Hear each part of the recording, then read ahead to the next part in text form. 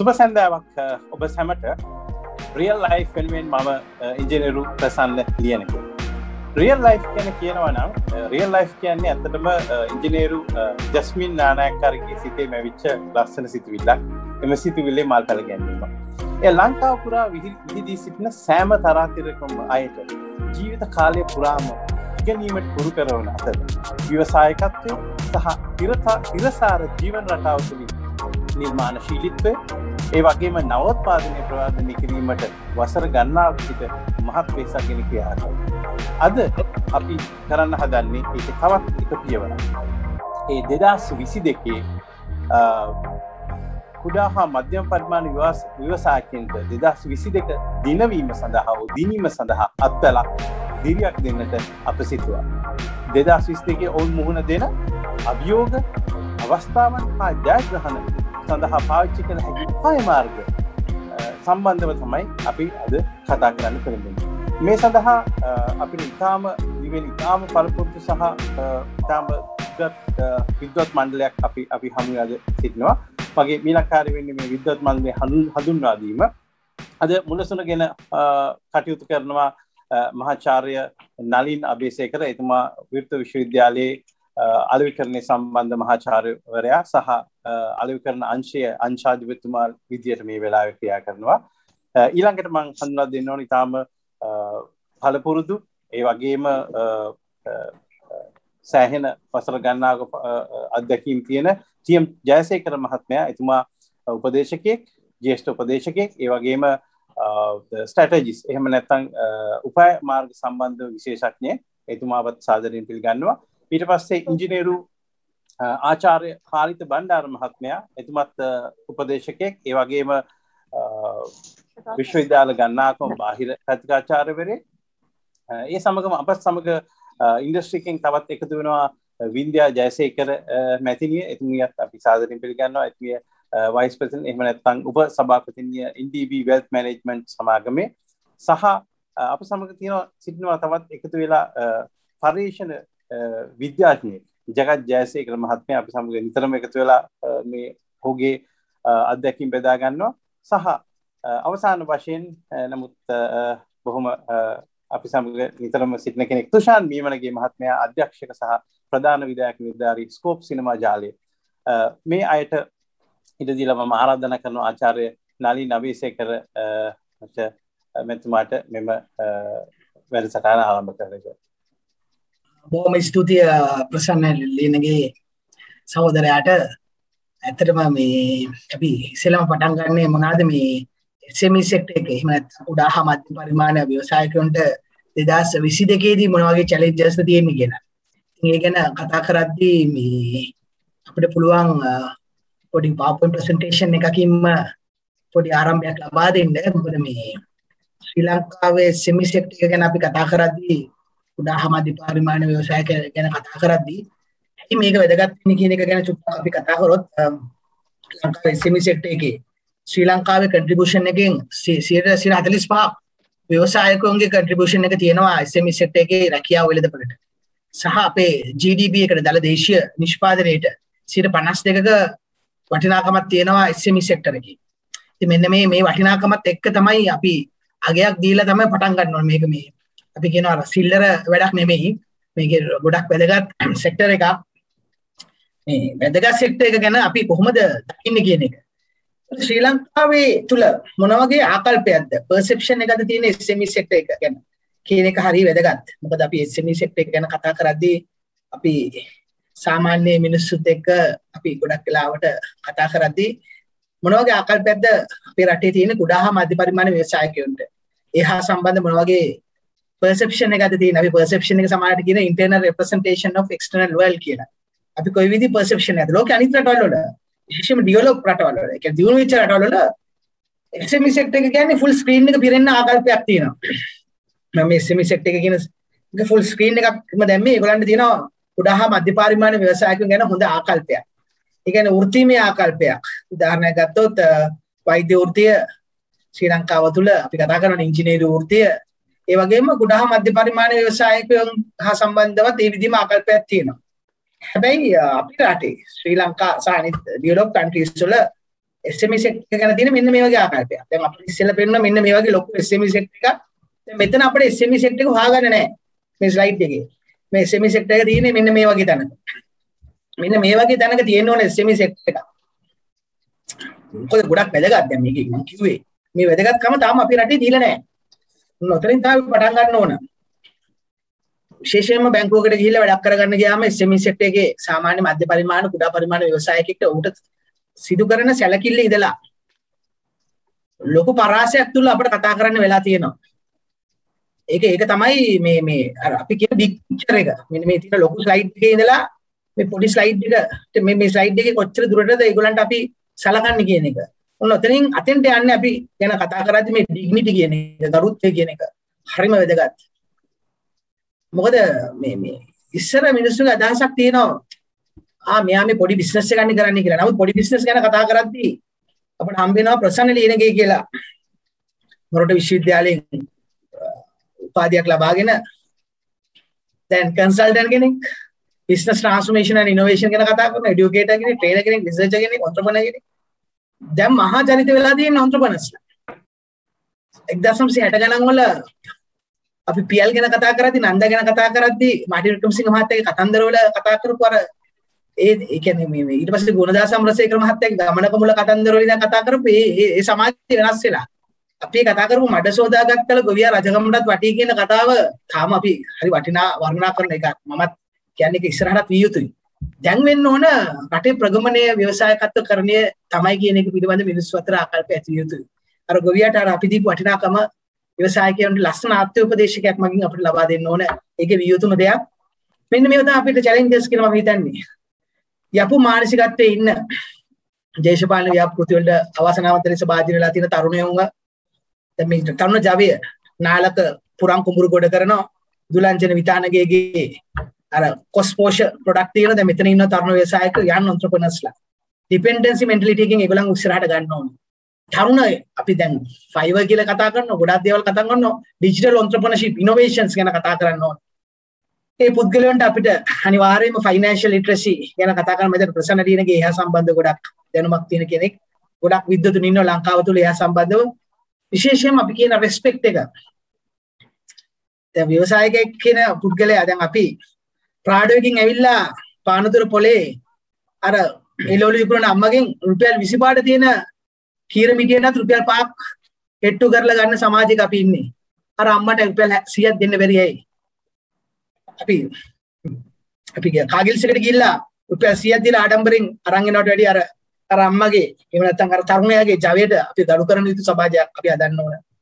Planning අපි කොහොමද plan කරන්නේ? රටක් හැටියට පොලිසි එකක් හදන්න ඕන.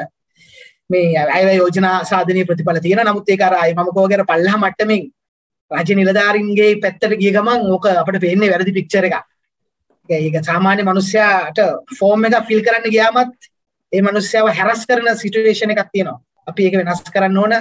අපේ කෙනෙකු තමයි මේ ව්‍යවසායකයා. ඒ ව්‍යවසායකයට තියෙන ගරුත්වය, ස්ට්‍රැටජිස්, කමර්ෂියල් මේ ප්ලෑනින් එකත් එක්ක මම හිතන්නේ අපේ ජයසේකර සර් ගැන ගොඩක් කතා කරයි සහ අපේ අධ්‍යාපන ක්‍රමය තුල we have to produce entrepreneurs not employees. ඒක නිසා තමයි අපි ව්‍යවසායකත්වය වෙනුවට අපි සේවා නියුක්තකයෝ විශ්වවිද්‍යාල තුලින් බිහිකරන නිසා තමයි UGC එක ගාවට වෙලා කෑ ගහන්නේ. යපු මානසිකත්වය නිසා. ඒක නිසා අධ්‍යාපන ක්‍රමය තුල මම හිතන්නේ ජාතික අධ්‍යාපන ආයතනයෙන් මේහා සම්බන්ධව 5 පන්ති 6 පන්ති දම දරුවට ව්‍යවසායකත්වකරණය ගැන ගෙන එන්න ආචාර්ය සුනිජයතන අවරණ ඇතුළු සියලු දෙනා වැඩ කටයුතු කළේ. ඒක හොඳ දෙයක්. අධ්‍යාපන ක්‍රමය තුල යම්කිසි වෙනස්කම් සිද්ධ වෙන්න ඕන.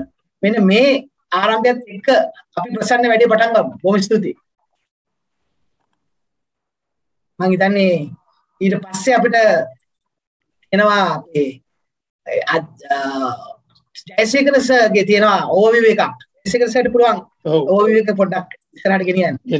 බොහොම ස්තුතියි. අපි මම මේ බොහොම වැදගත් කාර්යයකට තමයි නම්බර වෙලා ඉන්නේ ඔබතුමාලාගේ විසින් මේ වෙලාවේ ඉදිරිපත් කරපු. ඉතින් මම මේක කරගෙන යාමට පොඩි ආදර්ශ රාමුවක් පාවිච්චි කරන්න බලාපොරොත්තු වෙනවා. ඒක බොහොම සරල දෙයක්. ඒ කියන්නේ අපි ඉන්නේ කොතනද කියලා ඉස්සෙල්ලා හඳුනා ගන්න ඕන. ඒක කරා බොහොම හොඳට අපිට මට ඉස්සෙල්ලා කතා කරපු අපේ මහාචාර්යතුමා. ඊට පස්සේ අපිට යන්න අවශ්‍ය වන්නේ කොයි පැත්තද කියලා.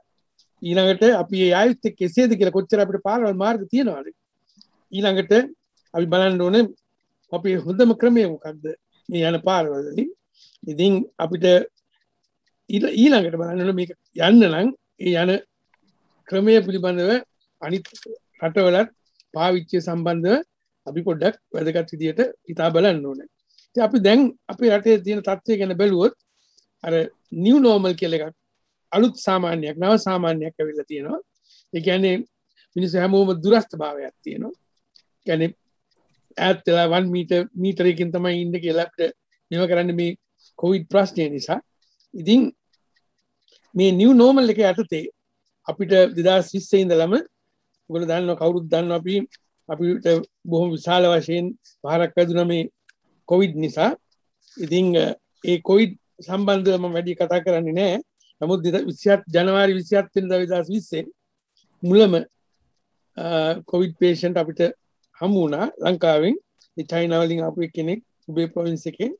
ඊට පස්සේ මාර්තු 11 වෙනිදා ඉඳලා මේ දක්වාම දිගටම දීර්ඝකාලීනව මේ කටයුත්ත සිද්ධ වෙනවා. ඉතින් අපිට තියෙන ලොකුම ප්‍රශ්නේ තියෙන්නේ මේකෙන් අපේ මේ ඉන්ඩස්ට්‍රි එකට විශාල පහරක් එල්ල වුණා. ඉතින් විශාල පහරක් එල්ල වුණා ඒ අපිට තියෙන ප්‍රශ්න ගැන බැලුවොත් අපේ මේ සැපයුම් ජාලය සැපයුම් ක්‍රමය බිඳ වැටලා තියෙන්නේ. ඉතින් අපේ මේ කාරක රාග්ධනය වර්කින් කැපිටල් එක මේ කුඩා අයට ඉතාමත්ම නරක විදියට බලපාලා තියෙනවා. ඒගොල්ලන්ගේ තිබිච්ච මාකට්ස් නැති වෙලා තියෙනවා. ඒගොල්ලන්ට තිබිච්ච ඔපචුනිටිස් අවකාශ අවස්ථා අඩු වෙලා තියෙනවා. ඉතින් ඒගොල්ලෝ බොහොම මානසික කම්පනයක තමයි මේ අවස්ථාවේ ඉන්නේ. ඉතින් මෙන්න මේ කරුණ අපි හිතට අරගෙන අපි බැලුවොත් දැනට තියෙන අභියෝග අපි දැන් මේ ඉන්ඩස්ට්‍රීස් වහලා ගොඩක් ඒවා තියෙන්නේ ව්‍යාපාර. ඉතින් වැඩ කිරීම සඳහා තියෙන වෙලාව වැඩ කිරීම සඳහා තියෙන ඉඩකඩ සියල්ලම බොහොම නරක විදියට කඩා වැටලා බිඳ වැටලා තියෙන්නේ. අපි දීර්ඝකාලීනව මේ අපේ බිස්නස් අපේ ව්‍යාපාර කොහොමද හරි ගස්සා ගන්නේ ඔරොත්තු දින දීර්ඝකාලීන ඔරොත්තු දින ස්වභාවයකට හරි ගස්සා ගන්නේ කොහොමද කියලා අපි මේ විද්වත් මණ්ඩලයක් ඉන්නවා. ඒගොල්ලෝ මම දන්නවා ඉදිරියේදී මේ පිළිබඳව ඔයගලන්ට වැදගත් තොරතුරු ලබා දෙයි. ඉතින් ඒක නිසා තමයි අපි මම කියන්නේ අපේ මේ සිටුේෂන් ඔඩිට් එක අපි මේ විගණනය අවස්ථා විගණනය ඉතා හොඳින් කළ යුතුයි. ඒක එතන තමයි අපි අඳුනාගන්නේ කොහෙද අපිට මේ අවකාශ තියෙන්නේ මොනවද අපිට තියෙන challenges. ඉතින් ඒවා උඩ තමයි අපි බලන්න ඕනේ. මොකද අපි මේ බිස්නස් දැනට ස්මෝල් බිස්නස් කියන එක 90ක් 90ක් සෑම ව්‍යාපාරයකින්ම එකතු කරාම අපි ඉන්නේ 90ක මේ MSME සෙක්ටර් එක. ඒ කියන්නේ 45ක් මුළු එම්ප්ලොයිමන්ට් එකෙන් ඉන්න මේ සෙක්ටර් එකේ and මේ national GDP දල නිෂ්පාදනයට 52ක contribution එකක් කරන ව්‍යාපාරයක තමයි අපි ඉන්නේ. ඉතින් අපිට මේකෙන් ගොඩ එන්න අපි මොකද්ද කළ යුත්තේ කියලා බැලුවොත් අපි මේ ධාවනපතේ මාර්ගය වෙනස් කරන්න. එතකොට තමයි අපි නැගිට ගන්න පුළුවන් වෙන්නේ. ඉතින් පිට රටවල දැනට මත් නැගිටපු රටවල් තියෙනවා. ඒගොල්ලෝ මේවා අඳුනාගෙන තියෙනවා. ඒකේ බාරපතලකම ඒක නිසා ප්‍රමුඛතා අඳුනාගෙන මේ සැපයුම් දාමය කාස් කරගෙන හොඳට ප්‍රතිමූලකරණය තාමත්ම ලස්සනට කරලා මේ විවිධාංගීකරණය මගින් මේ වැඩ කටයුත්ත කරන්න ඒගොල්ලෝ ඉදිරිපත් වෙලා තියෙනවා. අපි ඒගොල්ලෝ යන මාර්ගයම ගියොත් තමයි අපිට ගැලවීමක් තියෙන්නේ. ඉතින් මම හිතන විදිහට අවශ්‍ය වෙන්නේ වෙනසක්. මේ වෙනසෙන් අපිට බලාපොරොත්තු වෙනවා අපේ දැනට තියෙන එල්ල වෙනස් කරලා අපේ මේ දිශානතිය මොකක්ද අවශ්‍ය වන්නේ කියලා බලාගෙන හරියාකාරවම වැඩ කටයුතු කරන්න. ඉතින් මේකට අවශ්‍ය වන්නේ අර repurposing and redefining කියලා. එන්න මේක තමයි ලෝකයේම හැමෝම කරන්නේ. මේ businesses දැන් තියෙන ව්‍යාපාර නැවත නිර්වචනය කරනවා, නැවත නව අරමුණක් දෙනවා. ඉතින් ඒ හරහා නව ක්‍රම අඛණ්ඩතාවයකට අනුකූලව පුනර්ගමනයකට පොරොත්තු දීමේ හැකියාවක් මත කරගෙන යාමට බලාපොරොත්තු වෙනවා. ඉතින් මේ වැඩ කටයුත්තේදී අපි මේ repurposing and redefining කියන එකේදී අපි අර මේ තාමත්ම වැදගත් රාමුවක් තියෙනවා. ෆ්‍රෙඩ් ඩේබල් කියන විද්‍යාඥයා විසින් හරි ගස්සපු. ඒක තියෙන්නේ අපි කාටද අපි පාරිභෝගිකයා කවුද? අපි ඒවට කුමක්ද සපයන්නේ? ඒ අපි සපයන තාක්ෂණය ක්‍රමවේද මොනවද? ඉතින් මේවා අපිට අවශ්‍ය විදියට හිමීට වෙනස් කරගන්න. එතකොට තමයි අපිට මේ පුළුවන් වෙන්නේ අපි මේ දින අගය දැනට පවරා දෙන අගය වෙනස් කරන්න පුළුවන්. ඉතින් අපි අගය වැඩි කරොත් තමයි අපේ රටේ මේ කුඩා කර්මාන්ත මධ්‍යම ප්‍රමාණික කර්මාන්ත ඒ සියල්ලම ඉතා හොඳින් නැගිටවා ගන්න පුළුවන්. මම හොඳටම දන්නවා අපේ ඉන්න ව්‍යවසායකයන්ගේ තත්ත්වය ගැන හිතුවම ඒක ඉතාමත් මැනවින් කරන්න පුළුවන් අය. ඒ නිසා මම මේ අපේ ඉන්න විද්වත් මණ්ඩලයෙන් ඉල්ලා හිටනවා ඒගොල්ලන්ට අවශ්‍ය කරන දැනුම අවබෝධය තාම හොඳින් ඒගොල්ලෝ දෙන බව මම දන්නවා. ඒකට මම මේ මූල ආරම්භයක් විතරයි පටන් දුන්නේ. බොහොම ස්තුතියි. මම හිතනවා ප්‍රසන්න මහත්මයා දැන් ටේක් ඕවර් කරයි කියලා. ප්‍රසන්න මම හිතන්නේ ජයසේකර සර් හොඳ නම්බරුවක් ලබා දුන්නා. මොකද මේකට ෆ්‍රේම්වර්ක් එකක් අවශ්‍යයි සහ ඒක කොහොමද වෙන්න ඕන කියන එක ගැන ඇත්තටම මොකද ඕනම එක කන්ට්‍රි එකක අපිට ඕන ස්ට්‍රැටජික් ඩයිරෙක්ෂන් එකක්. ඒ ඩයිරෙක්ෂන් එක නැතුව කරන්න බෑ සහ ඒ උතුමා කතා කරා ලස්සනට ඒකත් එක්ක මොටිවේෂන් එකක් ගැන කොහොමද මොටිවේට් කරන්න කියලා. ඒකත් එක්ක තමයි මේ දිගටම අපි ඉස්සරහට කතා කරගෙන යන්නේ. මොකද ව්‍යවසායකත්වකරණය පිළිබඳව අපි කතා කරද්දී මම හිතන්නේ මෙතන ඉන්න සියලුම විද්වතුන්ට මේ පිළිබඳව එක්ස්පීරියන්ස් තියෙනවා. මේ එක්ස්පීරියන්ස් එක කොහොමද අපි ෂෙයා කරගන්නේ කියන එක හරි ලොකු චැලෙන්ජ් එකක්. මම හිතන්නේ ඒකත් එක්ක තමයි අපි ඉස්සරහට යන්න ඕන. මේකෙදි පොඩි අයිඩියා එකක් දෙන්න මම කැමති ටූරිසම් සෙක්ටර් ගැන. ශ්‍රී ලංකාවේ ටූරිසම් සෙක්ටර් ගැන අපි කවුරුත් දන්නවා. ශ්‍රී ලංකාවේ ටූරිසම් සෙක්ටර් එකට මේ වෙලාවේ බ්ලෝස් දෙකක් තියෙනවා. ඊස්ට් ඇටැක් එකයි COVID-19. මොකද ඊස්ට් ඇටැක් එකේ කාලේ 2019 අපි බලාපොරොත්තු වුණා 2.5 million ටූරිස්ට්ලා. මොකද 2018 අපි ආව 2.1 million. මොකද ඒ අවුරුද්දේ ලෝන්ලි ප්ලැනට් කියන ආයතනයේ පවා ශ්‍රී ලංකාව හොඳ ඩෙස්ටිනේෂන් එකක් හැටියට රැන්ක් කළා පීක් එකේ ඉන්න කාලේ. අවසනාවන්ත ලෙස ඊස්ට් ඇටැක් එක ආවේ. ඒ ඊස්ට් ඇටැක් එක ඇවිල්ලා අපිට 1.9 million විතර තමයි ටූරිස්ට්ලා අන්තිමට ආවේ. අපි ලොකු බලාපොරොත්තු එකක හිටියේ 2.5 රීච් කරයි. ඒක ටිකක් ඔලුව උස්සගෙන යනකොට අපිට COVID-19 ප්‍රශ්නය ආවා. ඉතින් මේක ලොකු ඉෂුව එකක් ලංකාවේ. දැන් ඩබල් බ්ලෝස් කියලා තියෙන ටූරිසම් සෙක්ටර් එකට. ඉතින් මේ ලංකාවේ සංචාරක ව්‍යාපාරයත් එක්ක ගත්තම ලොකු කරුණු කාරණා තියෙනවා. නමුත් මේ වෙලාව තුළ මම කැමති පොඩි කාරණා දෙක තුනක් ගැන කතා කරන්න. නම්බර් 1 අපේ මොකද ටීම් එක. මෙන්න මේ ටීම් එක I left my heart in Sigiriya කියන ටීම් එක මේ 2011 දෙසැම්බර් මාසේ 20 මම හිතන්නේ ඩේලි නිවුස් එකේ අපි එක ආටිකල් එක අපි කතා කරා. මොකද ඒ කාලේ අවුරුදු 10කට කලින් ශ්‍රී ලංකාවේ සීගිරියේ වෙබ්සයිට් එකක් හරියට තිබෙන්නේ නැහැ. අවසනාවන්ත ලෙස අවුරුදු 10කට පස්සෙත් තාම අපි ඉන්නේ එතන. අපේ ඉස්සෙල්ලාම අපි බලන්න ඕන අපි කොහොමද ලංකාව කොතනද පොසිෂන් වෙලා තියෙන්නේ. සීගිරිය කියන්නේ එක ඩෙස්ටිනේෂන් එකක් විතරයි. ඒකේ ලොකු රිමාකබල් අවුට්කම් එකක් එක්ක අපිට කතා කරන්න පුළුවන්. ඒක තමයි අපි කියන ඩෙස්ටිනේෂන් මාකටිංగ్ කියන එක. සීගිරියේ වෙබ් එකේ ඉඳලා වෙබ් එක කියන්නේ නිකන් වෙබ්සයිට් එකක් sigiri.org වගේ වෙබ් එකක් නෙමෙයි. එහා ගිහිල්ලා ගොඩක් දේවල් ගැන කතා කරන්න ඕන. ඩෙස්ටිනේෂන් මාකටිං මට මගේ කැනඩාවේ මගේ සැබටිකල් කාලේ හොඳම එක්ස්පීරියන්ස් එක නෝර්ත් බේ වල සමහර තැන් තියෙනවා. අපි ගියාම පොඩි දෙනා ලස්සනයි. ඒක වෙබ්සයිට් එකක් තියෙනවා, ඇට්‍රැක්ෂන් එකක් තියෙනවා. නමුත් ගියාම තේරෙනවා අපේ සාමාන්‍ය දොලක් ගමක දොලක් වගේ. හැබැයි අපිට ඊට වැඩිය හොඳ ලස්සන තැන් තියෙනවා. අපි තාම අපේ වෙබ් එකක් තියා එහෙම ලොකු දේවල් ටිකක් කරන්න තියෙනවා. අනිත් එක තමයි මේක මයිස් ටූරිසම් කියන එක මම ලංකාවේ දැනටමත් ලොකු පර්සන්ටේජ් එකක් තියෙනවා. මේක ඩියුලු කරන්න ඕන. මොකද ග්ලාස්ගෝ වල දැන් මාස 2-3කට කලින් එන්වයරන්මන්ටල් ඒ තිබ්බ සමිට් එක ඒගොල්ලන්ගේ මයිස් ටූරිසම් එක ලොකු තැනකට ආවා. ඉතින් මේ ගැන කතා කරනවා. අනිත් එක තමයි ඩිජිටල් මාකටිං.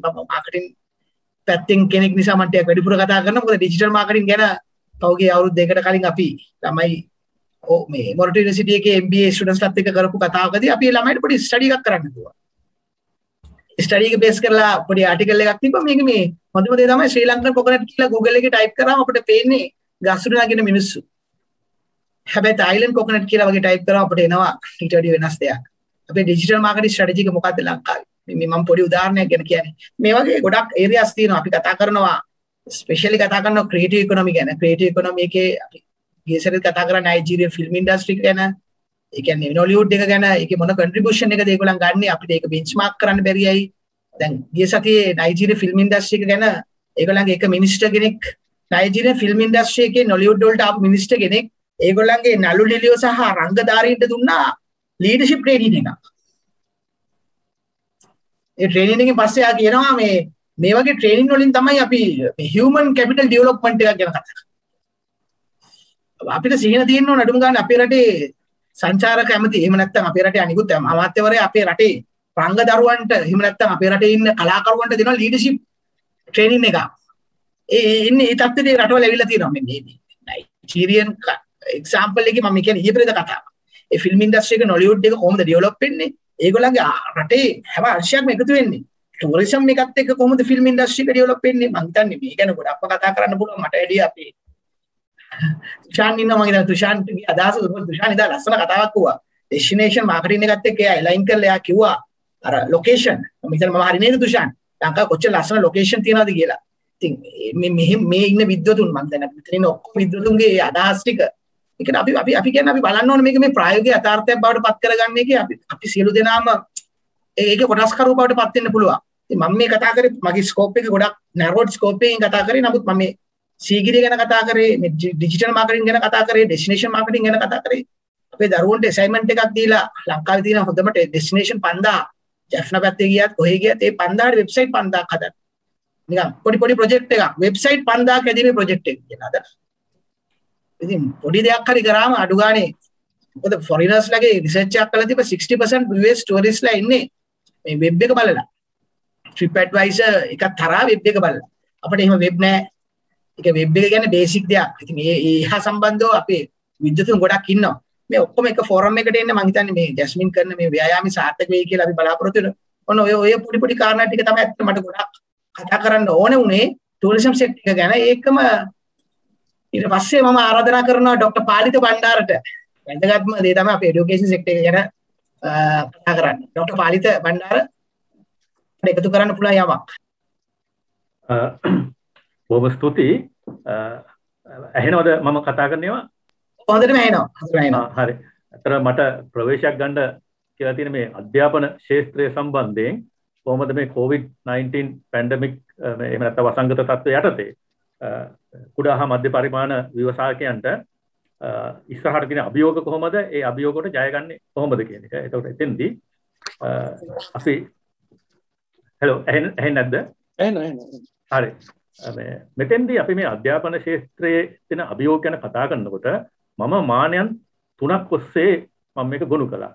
එකක් තමයි මේ කුඩා හා මධ්‍ය පරිමාණ ව්‍යවසායකයන් මෙතනට එන්නේ සර්විස් ප්‍රොවයිඩර්ස්ලා හැටියට තමයි ඒගොල්ලන්ට ඔපචුනිටිස් තියෙන්නේ. එහෙම නැත්නම් ටූල්ස් නැත්නම් ලොජිස්ටික් ප්‍රොවයිඩර්ස්ලා හැටියට මේ ක්ෂේත්‍රයට ඒගොල්ලෝ සම්බන්ධ වෙන්නේ.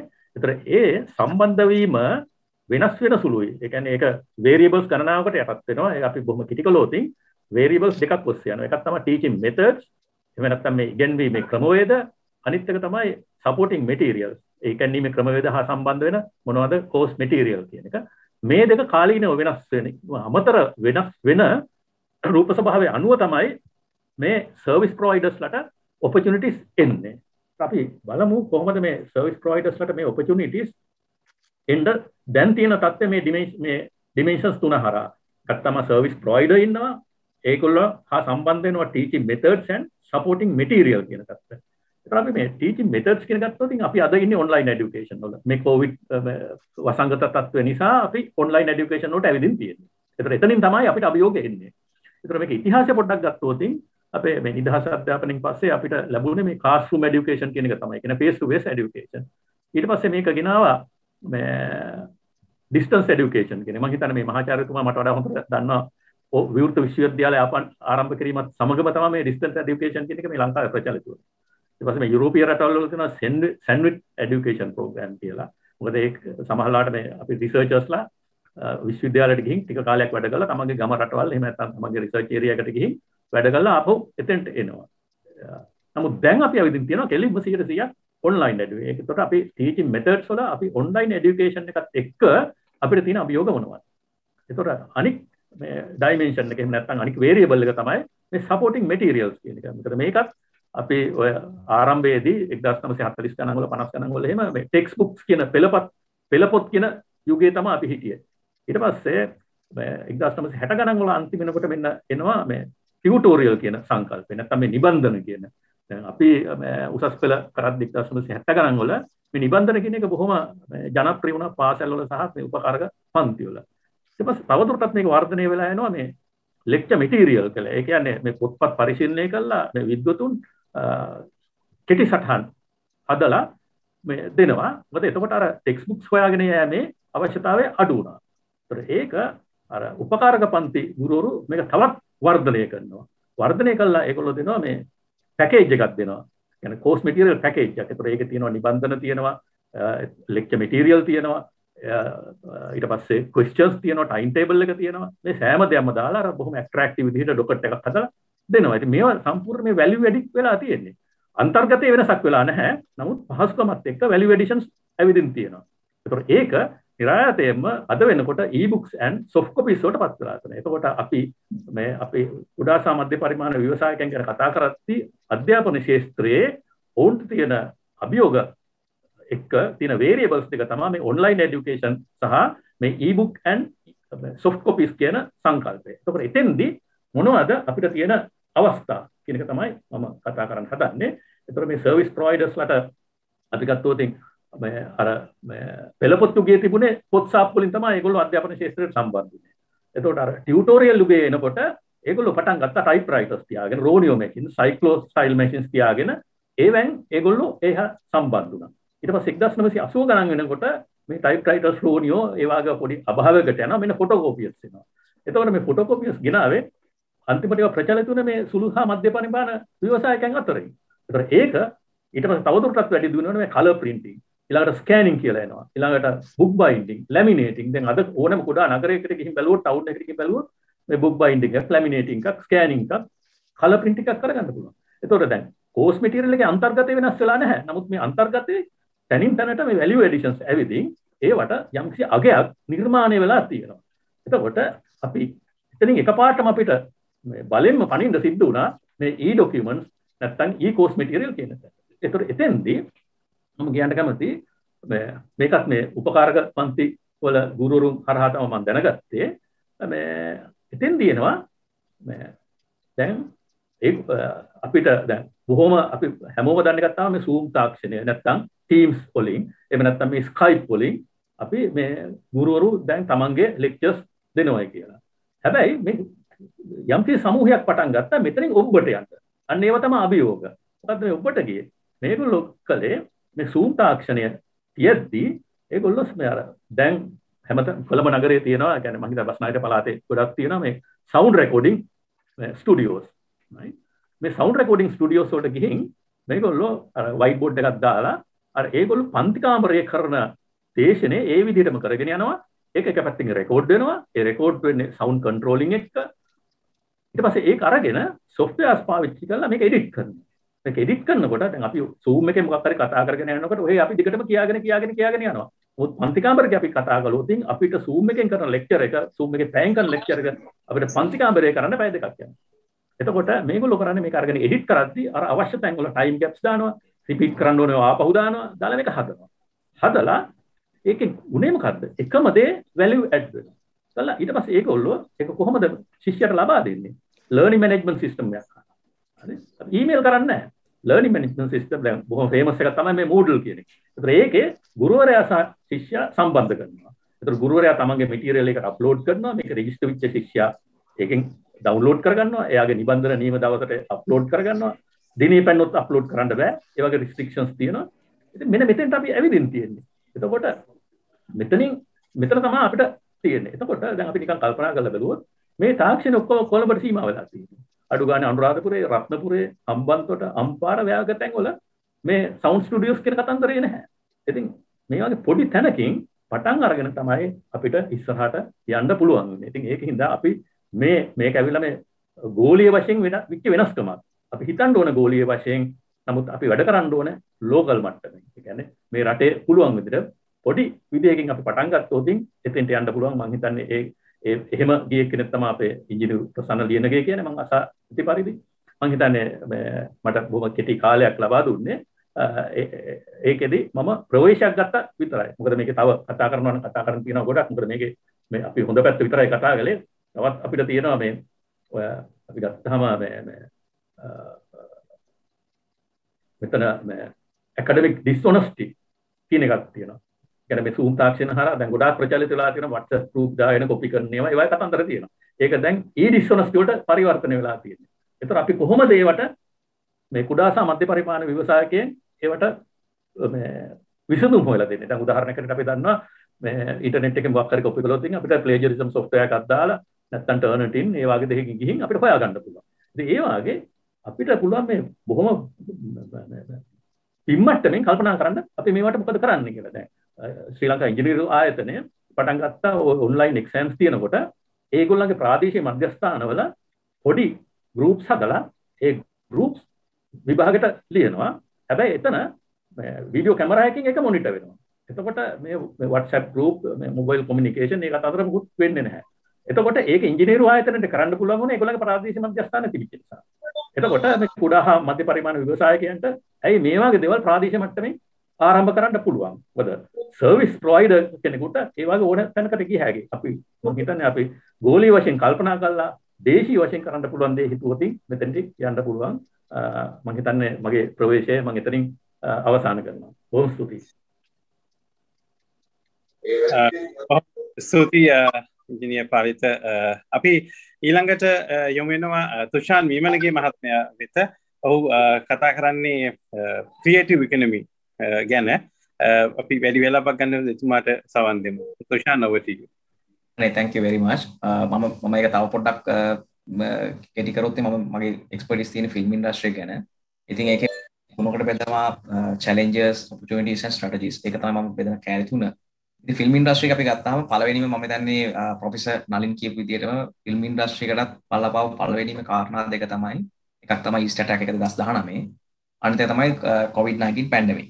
ඒ දෙකෙන් ඇත්තටම තන්නේ ටුවරිසම් සෙක්ටර් වගේම චිත්‍රපට කර්මාන්තය විශාල වශයෙන් පසුබෑමකට ලක් වුණා. චැලෙන්ජස් වලට ගත්තාම දෙවෙනි අපිට බලපාන ඊළඟ වැදගත්ම චැලෙන්ජ් එක තමයි අපිට දැන් තියෙන දැනට පවතින 1971 අංක 42 දක්න පනත සහ ෆිල්ම් කෝපරේෂන් එකේ දැන් පවතින පොලිසිස් නිසා ඒ අකාර්යක්ෂමතාවය නිසා චිත්‍රපට කර්මාන්තයේ යම් තාක් දුර පසුබෑම පත් වෙලා තියෙනවා. මම ගොඩක් හිස්ටරි ගැන කතා කරන්නේ නැහැ. මොකද ඊසරේ මම හිස්ටරි කතා කරා. question and answers වලදී මම මේ ගැන පැහැදිලි කරන්නම්. ඊළඟට දැන් පවතින ෆිල්ම් ඩිස්ට්‍රිබියුෂන් සිස්ටම් එක. ඒකත් බොහොම පරණ ප්‍රැක්ටිකල් නැති ෆිල්ම් ඩිස්ට්‍රිබියුෂන් සිස්ටම් එකක් තමයි දැනට පවතින්නේ. ඊළඟට තියෙනවා quota system for foreign films කියලා අපි දාගෙන තියෙනවා. ඒකත් පරණයි. මොකද දැන් අද වර්තමානයේ මල්ටිප්ලෙක්සස් ක්‍රියාත්මක වෙනකොට quota system ප්‍රැක්ටිකල් නැහැ. තියෙනවා ලොකුම ඉෂුව එකක් තමයි දැන් අලුතෙන් ඉන්ඩස්ට්‍රි එකට යම් කිසි කෙනෙක් සිනමා කර්මාන්තයට ආවහම මම හිතන්නේ මේක සිනමා කර්මාන්තයට විතරක් ලඟු වෙන්නේ නැහැ. මම හිතන්නේ ඕනම කර්මාන්තයකදී ලංකාවේ ඩෙවලොප්මන්ට් බැංක්ස් කියන කන්සෙප්ට් එක නැහැ. මම ඒ කියන්නේ ගොඩක් වෙලාවට බැංක්ස් යන්නේ අර පරණ පොලිසිස් වලට. ඒ කියන්නේ පළවෙනි දේ තමයි අහන්නේ collateral securities. ඒකල බලන්නේ නැහැ මේකේ potential එක. ඕනෑම ව්‍යාපාරයක potential එක මොකක්ද? සමහර ව්‍යාපාර තියෙන අපි ගත්තොත් softwares ඒ වගේම චිත්‍රපටි කර්මාන්තය ගත්තාම they are not based ඒ කියන්නේ බේස් කරන්නේ නැහැ මේ collaterals වලට නෙමෙයි බේස් කරන්නේ. ඒකේ තියෙන වෙන සයිට් එකකින් යන්නේ. එතකොට බලනකොට cash flows බේස් කරගෙන තමයි බලන්න ඕනේ. මම හිතන්නේ ඉතින් ඒ නිසා අලුතෙන් කර්මාන්තයට එන කට්ටිය දැඩි අපහසුතාවයකට ලක් වෙලා තියෙනවා. හොඳට established කට්ටියට කිසිම ඉෂුවක් නැහැ. උදාහරණයක් වශයෙන් අපිටමත් මුල්ම කාලේදී බැංකුත් එක්ක ගනුදෙනු කරද්දී විවිධ අපහසුකම් වලට මුහුණ පෑම සිදු වුණා. දැන් බැංකුවල 100%ක්ම සහයෝගය තියෙනවා. ඒ අපි දැන් ඇත්තටම බැංකුවල සපෝට් එක අවශ්‍ය නැති ලාට තමයි බැංකුවක අපිට සපෝට් කරන්නේ. ඊළඟට අපිට තියෙනවා lack of professionals in the film production. ඒ කියන්නේ අපි ගත්තොත් film production side එකට ගත්තොත් අද ඒ කියන්නේ අලුතෙන් නිෂ්පාදකයෙක් කර්මාන්තය තුලට ආවොත් එයාට හරි ගයිඩ්ලයින් එකක් නැහැ. මොකද්ද ප්‍රොඩක්ෂන් බජට් එක?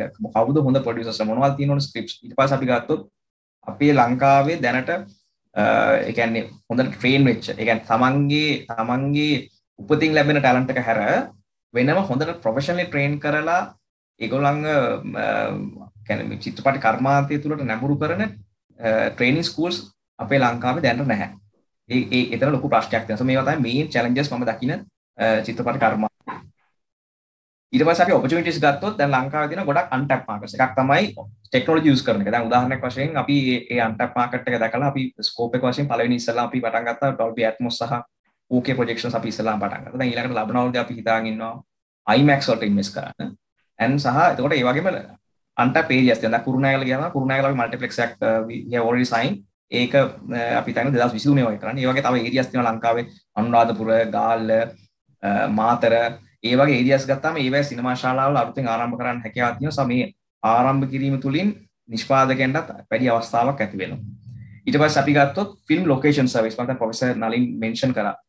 ෆිල්ම් ලොකේෂන් සර්විස් එක හියුජ් බිස්නස් එකක්. ඒකේ තියෙන ඔපචුනිටිස් තමයි එකක් තමයි අපේ ඉන්න දේශීය කලාකරුවන්ට ට්‍රේනින් වෙන්න පුළුවන්. අපේ ඉන්න දේශීය ඉන්න ටෙක්නිකල් සර්විසස් වැඩ කරන කැමරාමන්ස්ලා සියලු දෙනාටම අලුතෙන් ඒ කියන්නේ අලුත් ටෙක්නොලොජි ගැන ඉගෙන ගන්න පුළුවන්. සහ විදේශ ආදායම් අපිට එනවා. ඊට අමතරව වැදගත් මේ තමයි ටූරිසම් වලට. ඒ ටූරිසම් වලට ලොකු රුකුලක් ඇති වෙනවා. ඒ කියන්නේ උදාහරණයක් ගත්තොත් Game of Thrones මම දැන් ගොඩක් කට්ටිය බලලා ඇති. ඉතින් දැන් ඒක ඒ ෂූට් කරපු තැන් අදටත් ටූරිස්ට්ලා ගොඩක් විසිට් කරනවා විශාල විදියට. ඉතින් ලංකාවේ ගොඩක් තියෙනවා ඒරියාස් කිසි කෙනෙක් දැකපු නැති. මම කියන්නේ ලංකාවේ නෙමෙයි කම්පියුටරට ගත්තොත් ඒකන ලොකේෂන්ස් වලට යූස් කරපු නැති ගොඩාක් තැන් ලංකාවේ තියෙනවා. තාම අපේ ලංකාවේ අපි හරි ස්ට්‍රැටජි එකක් යූස් කරලා නැහැ. ඒ ඉන්න ප්‍රොඩියුසර්ස් ලංකාවට ඇට්‍රැක්ට් කරන්න. ඊළඟට joint venture productions. අපිට ඇත්තටම co-productions වලට යන්න පුළුවන්. ඊළඟට ලංකාවේ තියෙන චිත්‍රපටි දැනට තාම අපි ගත්තොත් National Film Corporation එක ගත්තා තාම ස්ට්‍රැටජි එකක් හදලා නැහැ. ලංකාවේ නිෂ්පාදකයෙක් හොඳ චිත්‍රපටයක් හදුවොත් හොඳ චිත්‍රපටි හදන කට්ටිය ඉන්නවා. එතකොට මේ හොඳ චිත්‍රපටයක් හදුවොත් අපි world market එකට මේ චිත්‍රපටි අරන් යන්නේ කොහොමද? right වෙන markets වලට අපි tap කරන්නේ කොහොමද? ඊළඟට platforms තියෙනවා Netflix ඊළඟට Disney Plus Amazon වගේ platforms වලට අපේ දේශීය චිත්‍රපටයක් දාගන්නේ කොහොමද කියන එක අපි තාම හිතලා නැහැ. එතකොට ඒක personal contact එකක් කියන සමහර කටයුතු උදව්වක් කරගෙන යන්න පුළුවන්. but අපිට රාජ්‍ය අනුග්‍රහයක් ඒ තුලින් වෙලා නැහැ. ඊට පස්සේ strategies ගත්තොත් මම දකින පළවෙනි strategy ලංකාවේ චිත්‍රපට කර්මාන්තය නගා සිටින පළවෙනිම strategy එක තමයි liberalization. උදාහරණයක් වශයෙන් ගත්තොත් මම කල්ුත් සඳහන් කරා අතීතයේ සතුස පමණක් තිබුණා නම් සහ අදත් සතුස විතරක් තියෙනවා නම් සුපර් මාකට් කියලා ඒ concept එක මිනිසුන්ට තේරෙන්නේ නැති වෙනවා. ඉතින් මම හිතන්නේ මේ අලුතෙන් players ලාවා. එතකොට Kiehl's තියෙනවා, Spa තියෙනවා, Apico තියෙනවා. යනාදී වශයෙන් විවිධ සුපර් මාකට්ස් තියෙනවා. ඒ නිසා ඒ සුපර් මාකට් කියන concept එක මිනිස්සු අතර ප්‍රචලිත වෙලා අද ඒ පැත්ත දියුණුවක් තියෙනවා. ඒ වගේම ෆිල්ම් ඉන්ඩස්ට්‍රි එකත් සම්පූර්ණ ඩිස්ට්‍රිබියුෂන් කියන සිස්ටම් එක ලිබරලයිස් වුණොත් ඒ කියන්නේ හරි සිම්පල් එක නිදහස් කරොත් මේ නිදහස් කිරීම වෙනුවෙන් සියලුම අධ්‍යක්ෂකවරු සියලුම මේජර් ප්‍රොඩියුසර්ස්ලා එක්සිබිටර්ස් සහ චිත්‍රපට ආනයනකරුවන් සයින් කරලා අපි ඩොකියුමන්ට් එකක චිත්‍රපට කර්ම කියන අදාළ නිර්දාන ලබා දෙලා තාමත් රජයේ ඒ සඳහා අනුග්‍රහයක් දක්වලා නැහැ. බට් ඒ වෙනින් අපි හිතනවා ඉදිරියේදී චිත්‍රපට කර්මාන්තේ නිදහස් කරගන්න ලැබෙයි කියලා. එහෙම වුණොත් අලුතෙන් ඉන්වෙස්ටර්ස් චිත්‍රපට කර්මාන්ත වලට ඒ උදාහරණයක් වශයෙන් හිරු ටීවී දැනටත් කැමතිලා තියෙනවා. දෙරණ වගේ ආයතන කැමති තියෙනවා. සිරසයින්න කැමති. ඒ වගේ සහ අලුතෙන් දැවන්ත කම්පනීස් මේ ඉන්ඩස්ට්‍රියට එන්න ඕනේ. එතකොට තමයි මේ ඉන්ඩස්ට්‍රි පුළුල් වෙලා බොහොම ආකර්ශනීය තත්ත්වයට පත් වෙලා මම දන්නේ අධ්‍යක්ෂුන් හිටම් සහ නළුනිලියන්ට වැඩි ආදායම් ලබා ගන්න පුළුවන් තත්ත්වයට කර්මාන්තය පත් කරන්න පුළුවන්.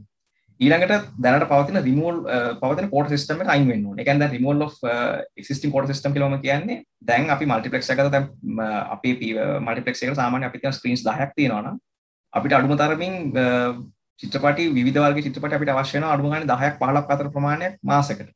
එතකොට දැනට තියෙන්නේ කෝඩ් සිස්ටම් එකේ චිත්‍රපටි 75යි අපිට ඉංග්‍රීසි ෆිල්ම් ආනයනය කරන්න පුළුවන්. ඒක දැන් වර්තමානයේ ගැලපෙන්නේ නැහැ. ඉතින් අපි දිගින් දිගටම මේ වෙනුවෙන් කතා කරනවා. ඉතින් බොහොම අමාරුවෙන් තමයි ඒ තියෙන බාධා ජයගෙන වැඩ කරන්නේ. මම හිතන්නේ මෙවැනි බාධාවන් තියෙන්න ඕනේ නැහැ මේ කර්මාන්තේ මේවා සියලු දේ අයින් කරන්න ඕනේ. ඉතින් ඒ එක දෙයක්. ඊට පස්සේ establish of script library.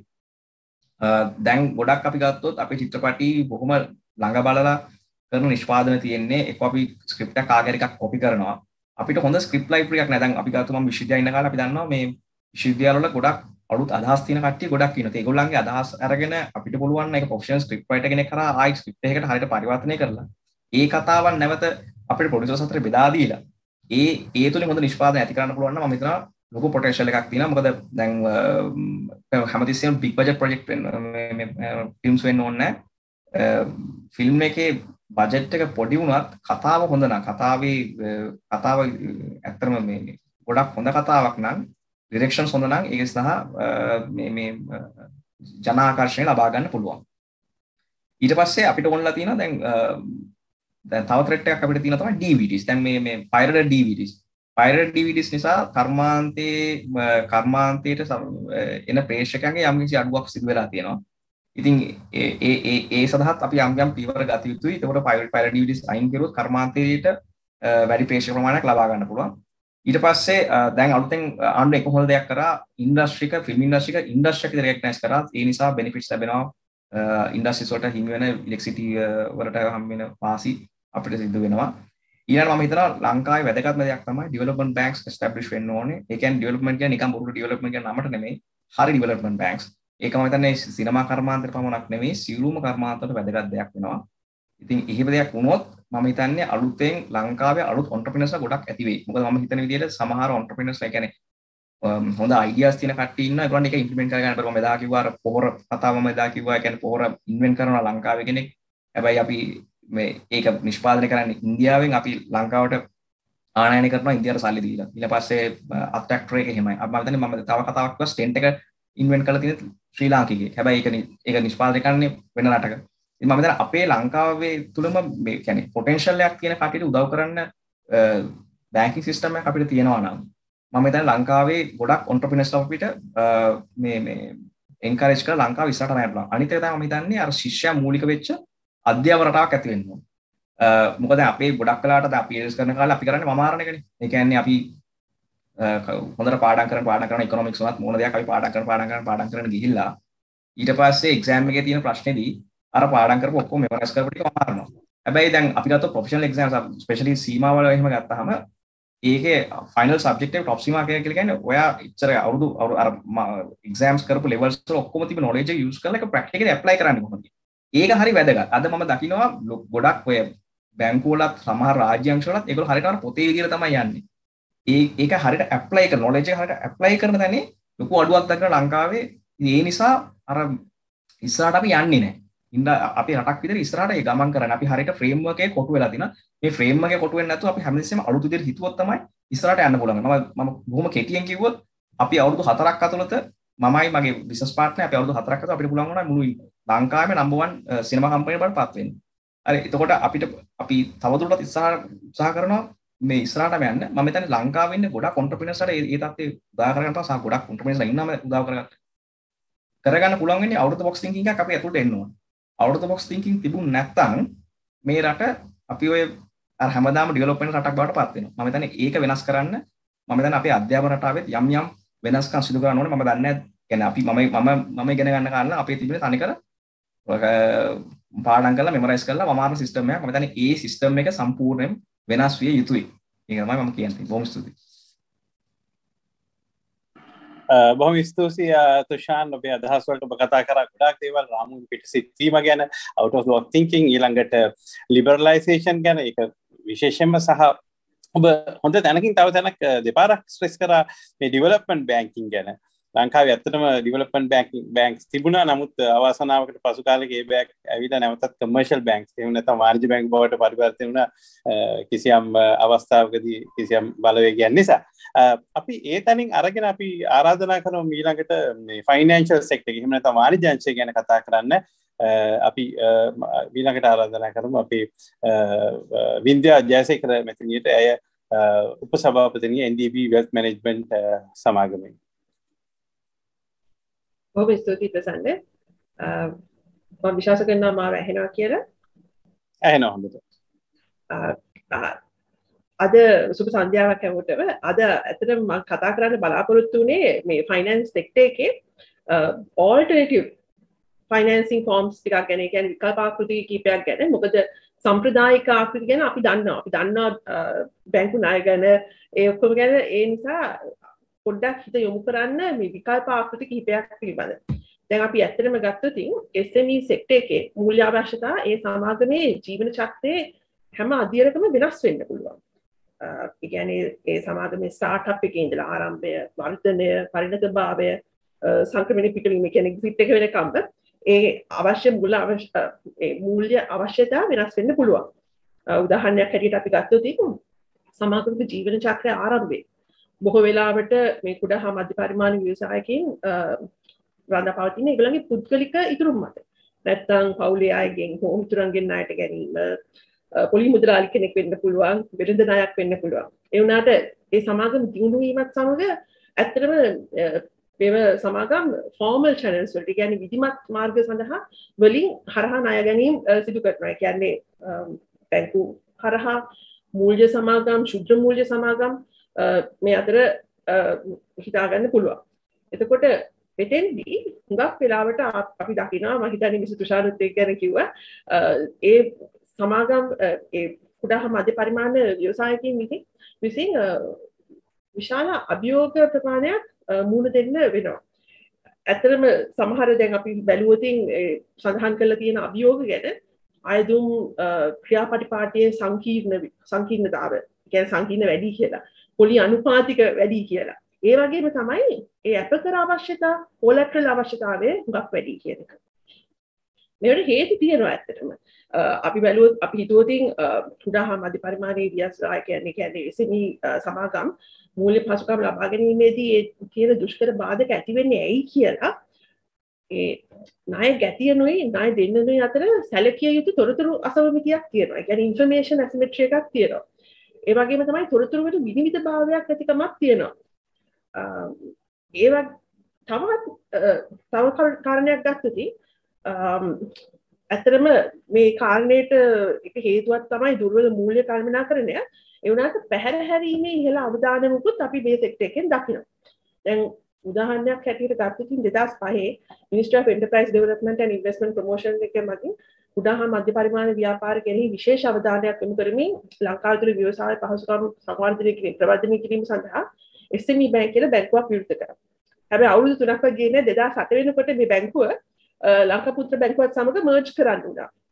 ඒකට හේතුවක් තමයි මේ බැංකුවේ NPS ක්‍රියාත්මක නොවන ණය ප්‍රමාණය 40ක් තරම් වැඩි ප්‍රමාණයක්. ඒ කියන්නේ බැංකුවට දරාගත්ත බැරි ප්‍රමාණයක් තියෙනවා. මේ නිසා තමයි ඇත්තටම මේ හේතුන් නිසා කියන්නේ ඓතිහාසිකව බැංකු ඒ ශාස්ත්‍රයේ දැකලා තියෙනවා මේ සෙක්ටර් එකෙන් එන ඒ ක්‍රියාත්මක නොවන ණය කියන්නේ පැහැර හැරීම් මේ අවදානම වැඩි කියලා. ඒ නිසා තමයි ඇත්තටම අපි දකින්නේ ඒ රිස්ක් එක වැඩි නිසා පොලි අනුපාතත් වැඩි. ඒ වගේම තමයි අපකර අවශ්‍යතාවත් වැඩි. හැබැයි මට අද ඇත්තටම කතා කරන්න ඕනේ අපි තව opportunities වෙන මාර්ග වලින් අපිට හිතන්න පුළුවන් නව්‍ය ණය මූල්‍යකරණ අවශ්‍යතාව ගැන. ඒ කියන්නේ innovative debt financing ක්‍රම කිහිපයක් ගැන. debt විතර නෙවෙයි equity financing උත් ඒ කියන්නේ කොටස් වශයෙන් හෝ ණයකර වශයෙන්. දැන් අපි සම්ප්‍රදායික මූල්‍යකරණ ගැන හිතුවොත් සම්ප්‍රදායික මූල්‍යකරණය ගැන හිතුවොත් මේ සමහර සමාගම් තියෙනවා මේ සම්ප්‍රදායික ක්‍රම මගින් ඇත්තටම ආරමුදල් සපය ගන්න බැරි. ඒක ලබා ගන්න බැරි. ආරමුදල් ලබා ගන්න බැරි. ඒකට එක හොඳ උදාහරණයක් තමයි IT සමාගම්. මොකද IT සමාගම් වල ඇත්තටම දැන් මේ කුඩා හා මධ්‍ය පරිමාණ ව්‍යවසායකයන්ගේ එතනදී වැඩිපුර තියෙන්නේ මානව ප්‍රාග්ධනය. human capital. ඒ වුණාට හුඟක් වෙලාවට බැංකුවකට හරි ශුද්ධ මූල්‍ය සමාගමකට හෝ මූල්‍ය සමාගමකට ගියොත් එතෙන්දී ඉල්ලන්නේ ඉඩම් හෝ දීපල අපකරයක්. ඒ වුණාට මේ සමාගම් වලට ඇත්තටම ඒක නෙවෙයි ඒගොල්ලන්ගේ තියෙන ප්‍රාග්ධනය. ඉතින් මේ වගේ වෙලාවට තමයි ඇත්තටම අපි හිතන්න ඕනේ වෙනස් විදි වලින් අපි කොහොමද මේ ණය ගන්න පුළුවන් කියලා. ඒ වගේම තමයි අපි බලන්න ඕනේ තව වෙනස් ආයෝජකයක් නව ආයෝජකයක් වෙත සම්බන්ධ වෙන්න පුළුවන්ද බැංකු ඒ ශාස්ත්‍ර විතරක් බලන්නේ නැතුව තව ප්‍රාග්ධන වෙළඳ පොළ කරා කියන්නේ කැපිටල් මාකට්ස් කරා ගිහිල්ලා වෙන ආකාරවලින් වෙනත් ආයෝජකයන් හරහා සම්බන්ධ වෙන්න පුළුවන්ද කියලා. ඒ කියන්නේ අපි හිතුවොත් එක ස්ට්‍රක්චර්ඩ් ලෝන්ස් ව්‍යුහගත ණය ඒ වගේ ස්ට්‍රක්චර්ඩ් ලෝන් එකක් ගැන හිතුවොත් පොදු උදාහරණයක් තමයි සුරුපින් කරන්නේ. මම හිතන්නේ again මිස්ටර් තුෂාන් ඒක ගැන කිව්වා එතෙන්දී අපි අර අපේ අනාගතයේදී එන මුදල් ප්‍රවාහ බලලා ඒ අනාගතයේ එන මුදල් ප්‍රවාහ සුරකම්කරණය කරන්න බලනවා. අපි ඇත්තටම එතෙන්දී බලන්නේ ඉඩම් දීපල වගේ අපයක් නැතුව අපකරයක් නැතුව ඒ වෙනුවට අපි විසින් උපයා ගන්න පුළුවන් අනාගත මුදල් ප්‍රවාහ මොනවා හරි ගිවිසුමක් තියෙනවා නම් ඒක අපකරයක් හැටියට අරගෙන ඒ වගේ ණයක් නිකුත් කරගන්න. උදාහරණයක් හැටියට මම කියන්නම් අපි කියමු කීල්ස් හරි කාගිල්ස් හරි සමාගමක් ගත්තොත් එimhe සමාගම වල තියෙනවා ඕන් බ්‍රෑන්ඩ් label goods. ඒ කියන්නේ තමන්ගේම වෙළඳ නාමයේ යටතේ විකුණන භාණ්ඩ. ඒ භාණ්ඩ හුඟක් වෙලාවට සප්ලයි කරන්නේ කුඩා හා මධ්‍ය පරිමාණ ව්‍යවසායකයෝ. එතකොට දැන් මේ වගේ තත්ත්වයකදී මේ වගේ සමාගමක් විසින් මේ ව්‍යවසායකයන්ගෙන් ගන්නකොට කිවිසුමක් තියෙනවා. ඒ කිවිසුමේ තියෙනවා නම් මේ උදාහරණයක් හැටියට ඊළඟ අවුරුද්දේ හරි මේ අවුරුද්දක කාලයක් ඇතුළත මේ ව්‍යවසායකයන්ගෙන් මෙච්චරක් ගන්නවා කියන කිවිසුමක් තියෙනවා නම් එතෙන්දී පේනවා මේ මුදල් දෙන කට්ටියට පේනවා මෙතෙන්දි තියෙනවා අපි දන්නවා මුදල් ප්‍රවාහ සෙට් එකක් එනවා කියලා. ඒ කෑෂ් ෆ්ලෝස් ටික බලලා ඒ කෑෂ් ෆ්ලෝස් වල ස්ට්‍රෙන්ත් එකෙන් පුළුවන් ණයකර නිකුත් කරන්න. මේ ණයකර ඕනනම් ප්‍රාග්ධන වෙළඳපොලේ වෙන ආයෝජකයන්ට ඔෆර් කරන්නත් පුළුවන්. සමහර වෙලාවට ඒක එච්චරම ලේසි වෙන්නේ නැහැ. ඒ වුණාට මේක ඒ කියන්නේ සාමාන්‍ය ඉදම් දීපල අපකරයක් ගැන හිතන්නේ නැතුව මේ විදිහට හිතන්න පුළුවන් වෙනස් ආකාරයකින් මුදල් ලබා ගැනීම ගැන. ඒ වගේම තමයි මම දෙවෙනි ක්‍රමයක් ගැන කිව්වොත් පෞද්ගලික කොටස් හරහා ආයෝජනය කරන සමාගම් ගැන හිතලා බලන්න. ඒ කියන්නේ මේකට කියන්නේ private equity companies කියලා. මෙතෙන්දී මේ සමාගම් කරන්නේ මහජනතාවගෙන් සල්ලි එකතු කරලා ඒ මුදල් ඒගොල්ලෝ ඉන්වෙස්ට් කරනවා SME type companies වල. ඒ කියන්නේ එතෙන්දී ඒගොල්ලෝ බලන්නේ මුදල් ඉන්වෙස්ට් කරන්න හොඳ කම්පැනි එකක් තියෙනවා නම් growth potential එකක් තියෙන කම්පැනි එකක් තියෙනවා නම් ඒ ආයෝජකයන්ට ඔබගේ සමාගම කෙරෙහි විශ්වාසය තියලා හොඳ ශක්තිමත් කතාවක් තියෙනවා නම් ඒ ආයතනේ කියන්න පුළුවන්.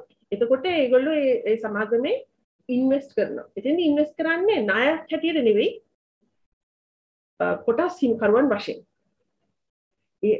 මේ විදිහට සැලකිය යුතු ප්‍රාග්ධනයක් ඇත්තටම ව්‍යවසායකයන්ට රැස් කරගන්න පුළුවන්. මේ වගේ සමාගම් වලින් ඇත්තටම සෑහෙන විශේෂඥ උපදෙස් මාලාවක් ලබා ගන්නත් පුළුවන්. ඒ උපදෙස් අපේ ව්‍යවසායකයෝ කැමති වෙන්න ඕනේ උපදෙස් ලබා ගන්නට. ඒ වගේම මේ සමාගම් වලට කොටස් විකුණන්නට.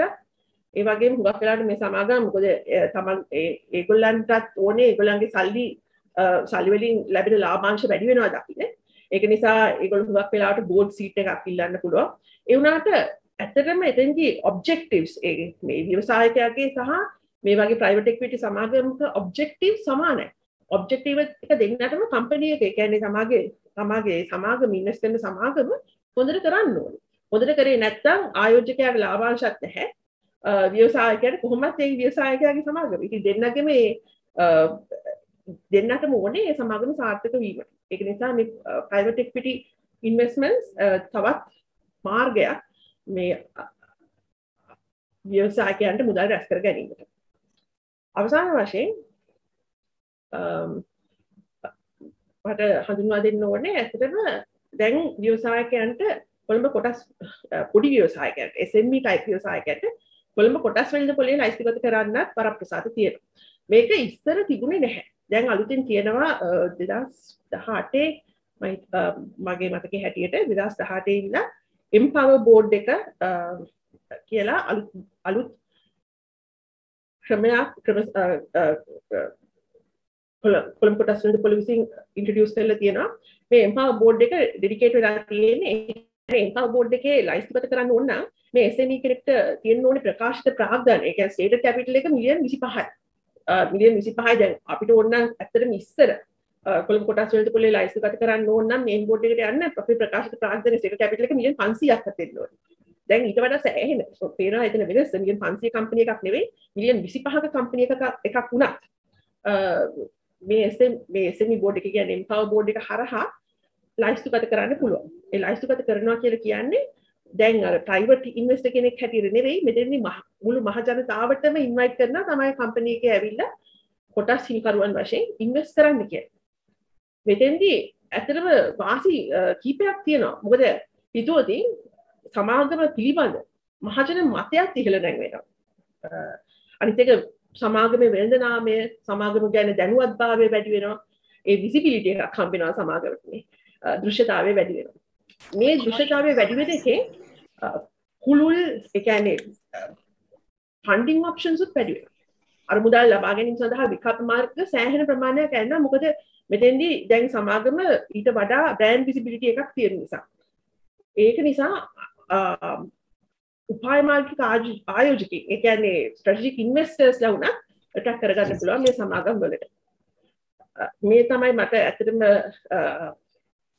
කතා කරන්න උවමනා වුණ වෙනස් ෆයිනෑන්සිං ක්‍රම සහ විදි කීපයක් පිළිබඳ සමාගම්වල මම ඉස්සෙල්ලාම කිව්වා වගේ රිස්කිනස් එක වැඩි.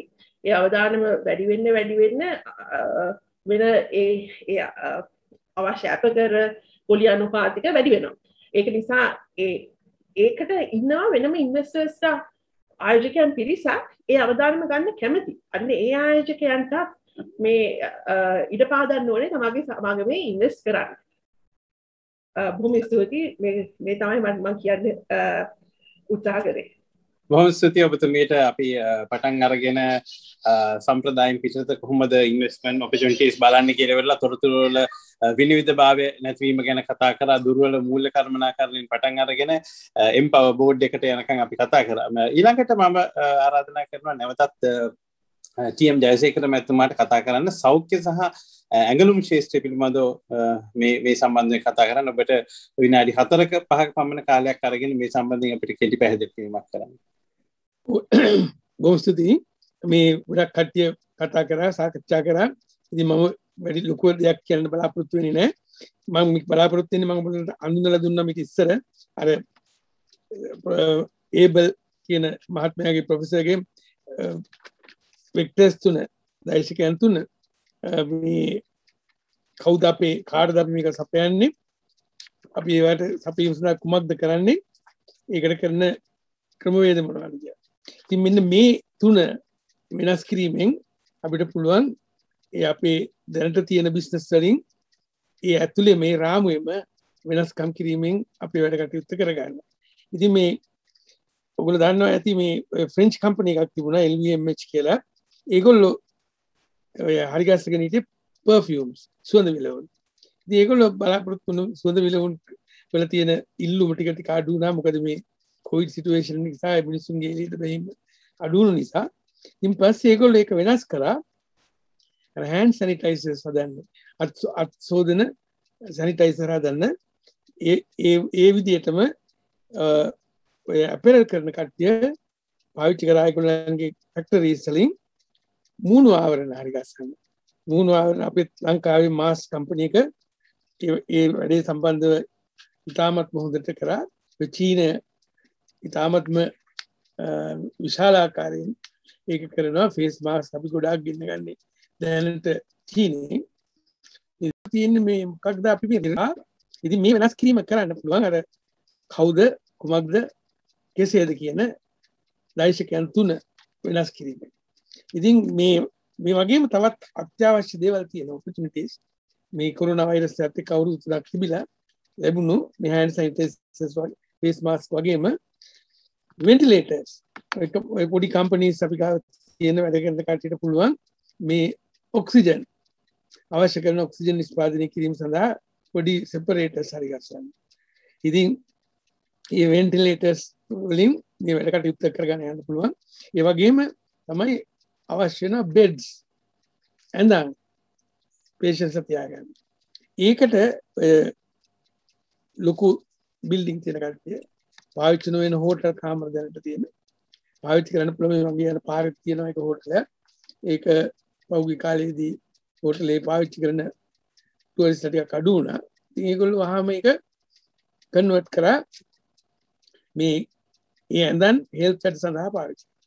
ඒ වගේ අපි S2 අරගෙන හරියාකාරව මේ දෛශකයන් තුන වෙක්ටර්ස් තුන බැලුවොත් අපි කාටද මේවා දෙන්නේ, අපි ඒ දෙන්නේ කුමක්ද, කෙසේද ඒක දෙන්නේ.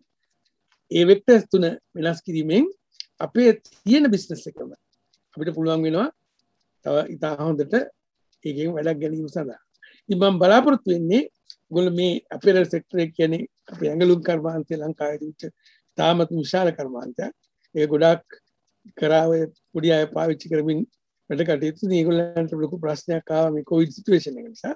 ඉතින් ඒගොල්ලෝ මේ වැඩ කටයුත්ත මේ ආකාරයෙන් කරලා හුඟක් ෆේස් මාස්ක් එහෙම හදලා ඒකෙන් ඒ මූණු ආවරණ වලින් ඒ වැඩ කටයුත්ත බේර ගන්න පුළුවන් වුණා. ඉතින් මම ඔයගොල්ලන්ට අන්තිම වතාවට කියන්නේ මෙන්න මේ ආකාරයෙන් අපි මේ වෙක්ටර්ස් තුන දර්ශකයන් තුන වෙනස් කිරීමෙන් අපිට බිස්නස් එක අපි මම හිතන්නේ ප්‍රශ්න සහ උත්තර පිළිතුරු වලට යොමු වෙන්න වෙලාව ලැබිලා තියෙනවා. බොහොම ස්තුතියි මහත්මනි. මම හිතන්නේ අපි තව පොඩි වෙලාවක් දෙමු විනාඩි 5ක් විතර අපේ ජගත් ජයසේකරට අපේ සයන්ටිස්ට් කොහොමද මේ අපේ තාක්ෂණයේ පෙරගමන් කරුවෙක් වෙන්නේ කොහොමද තාක්ෂණයේ පැත්තෙන් කොහොමද මේ ගැන චුට්ටක් අපිට කියන්න. සුබ සන්ධ්‍යාවක්. ස්තුතියි. ඇත්තටම මේ පටන් ගන්න ඉස්සෙල්ලා පොඩි දෙයක් කියන්න ඕනේ. අපි මේ කරපු රිසර්ච් එකක ප්‍රතිඵලවල එක කරුණක් තමයි කුඩා ව්‍යාපාර බිඳ වැටීමට ප්‍රධාන හේතුව ගැන පොඩ්ඩක් කියලා මම තාක්ෂණයේ පැත්තට එන්නම්. ගොඩක් ආයතන ඒ කියන්නේ පොඩි කර්මාන්ත කරන සහ ව්‍යාපාර කරන අයගේ මතයක් තමයි යාට ලැබෙන සියලුම මුදල් එයාට පරිහරණය කරන්න පුළුවන් කියන එක. ඉතින් ඒකේ අර ලාභය සහ වියදම කියන කොටස් දෙක වෙන් නොකර ගැනීමේ තියෙන අපහසුතාවය නිසා වැඩි හරයක් කුඩා ව්‍යාපාර බිඳ වැටලා තියෙනවා. මොකද එන සියලුම මුදල් සමහරවිට ගේ හදන්න ගන්න. ඊට පස්සේ ගේ හදලා ඉවරනාට පස්සේ මුදල් නැහැ ව්‍යාපාරය කරන්න. ඉතින් ඒක තමයි අපේ රිසර්ච් එකකින් ලැබිච්ච දෙයක්. ඉතින් මම හිතුවා මේ වෙලාවේ ඒක වැදගත් වෙනවායි කියලා. ඒ වගේම තමයි තාක්ෂණය පැත්තෙන් ඉතාමත් ගොඩක් අතරම ව්‍යාපාරිකයෝ තාක්ෂණය පිළිබඳ බයක් තියෙනවා. සමහර වෙලාවට දැන් මට කීප දෙනෙක්ම කියලා තිනවා ඔය මෘදුකාංග නිෂ්පාදනය කරන ආයතන වලින් ගොඩක් අය කියලා තිනවා මේ තනි ව්‍යාපාර කරන අය අහනවා මේකෙන් හොර කරන්න පුළුවන්ද මේකෙන් හරියට මුදල් මේ පෙන්නනවද එහෙම කියලා ඒගොල්ලන්ට සැකයක් තියෙනවා මේ මෘදුකාංග නිර්මාණය කරන අයගේ මොන හරි මේක හොරකම් කිරීමක් වෙනවද කියන එක. ඒ වගේම තමයි තව දෙයක් තියෙනවා ඒගොල්ලන්ට තව බයක් තියෙනවා මම නැතුව මේ ව්‍යාපාරේ දුවන නිසා මේකේ කන්ට්‍රෝල් එකක් නැති වෙයිද මේක මම නැතුව දුවන්න බෑ කියන මතයක් තියෙන නිසා මේ ගොඩක් වෙලාවට කුඩා ව්‍යාපාර කරන අය මේ තාක්ෂණය සම්බන්ධයෙන් ඉතාමත් ලොකු පසුපියවරක් තමයි තියාගෙන ඉන්නේ. දැන් ඒකට මම හොඳ උදාහරණ කීපයක් තියෙනවා දැන් කියන්න. මොකද අපි කොවිඩ් මේ සිටුේෂන් එකත් එක්ක මේ පැන්ඩමික් එකත් එක්ක අපිට ආපු වාතාවරණය මත මම උදව් කරා එක්තරා බෑග් නිර්මාණය කරන ආයතනයක් සමග ඒගොල්ලන්ගේ හොඳම සේල් තිබ්බේ කොවිඩ් කාඩ්. මොකද ඩිලිවරි කරන්න ගොඩක් ආයතන වලට හේතු වුණා මේ යන්න බැරි නිසා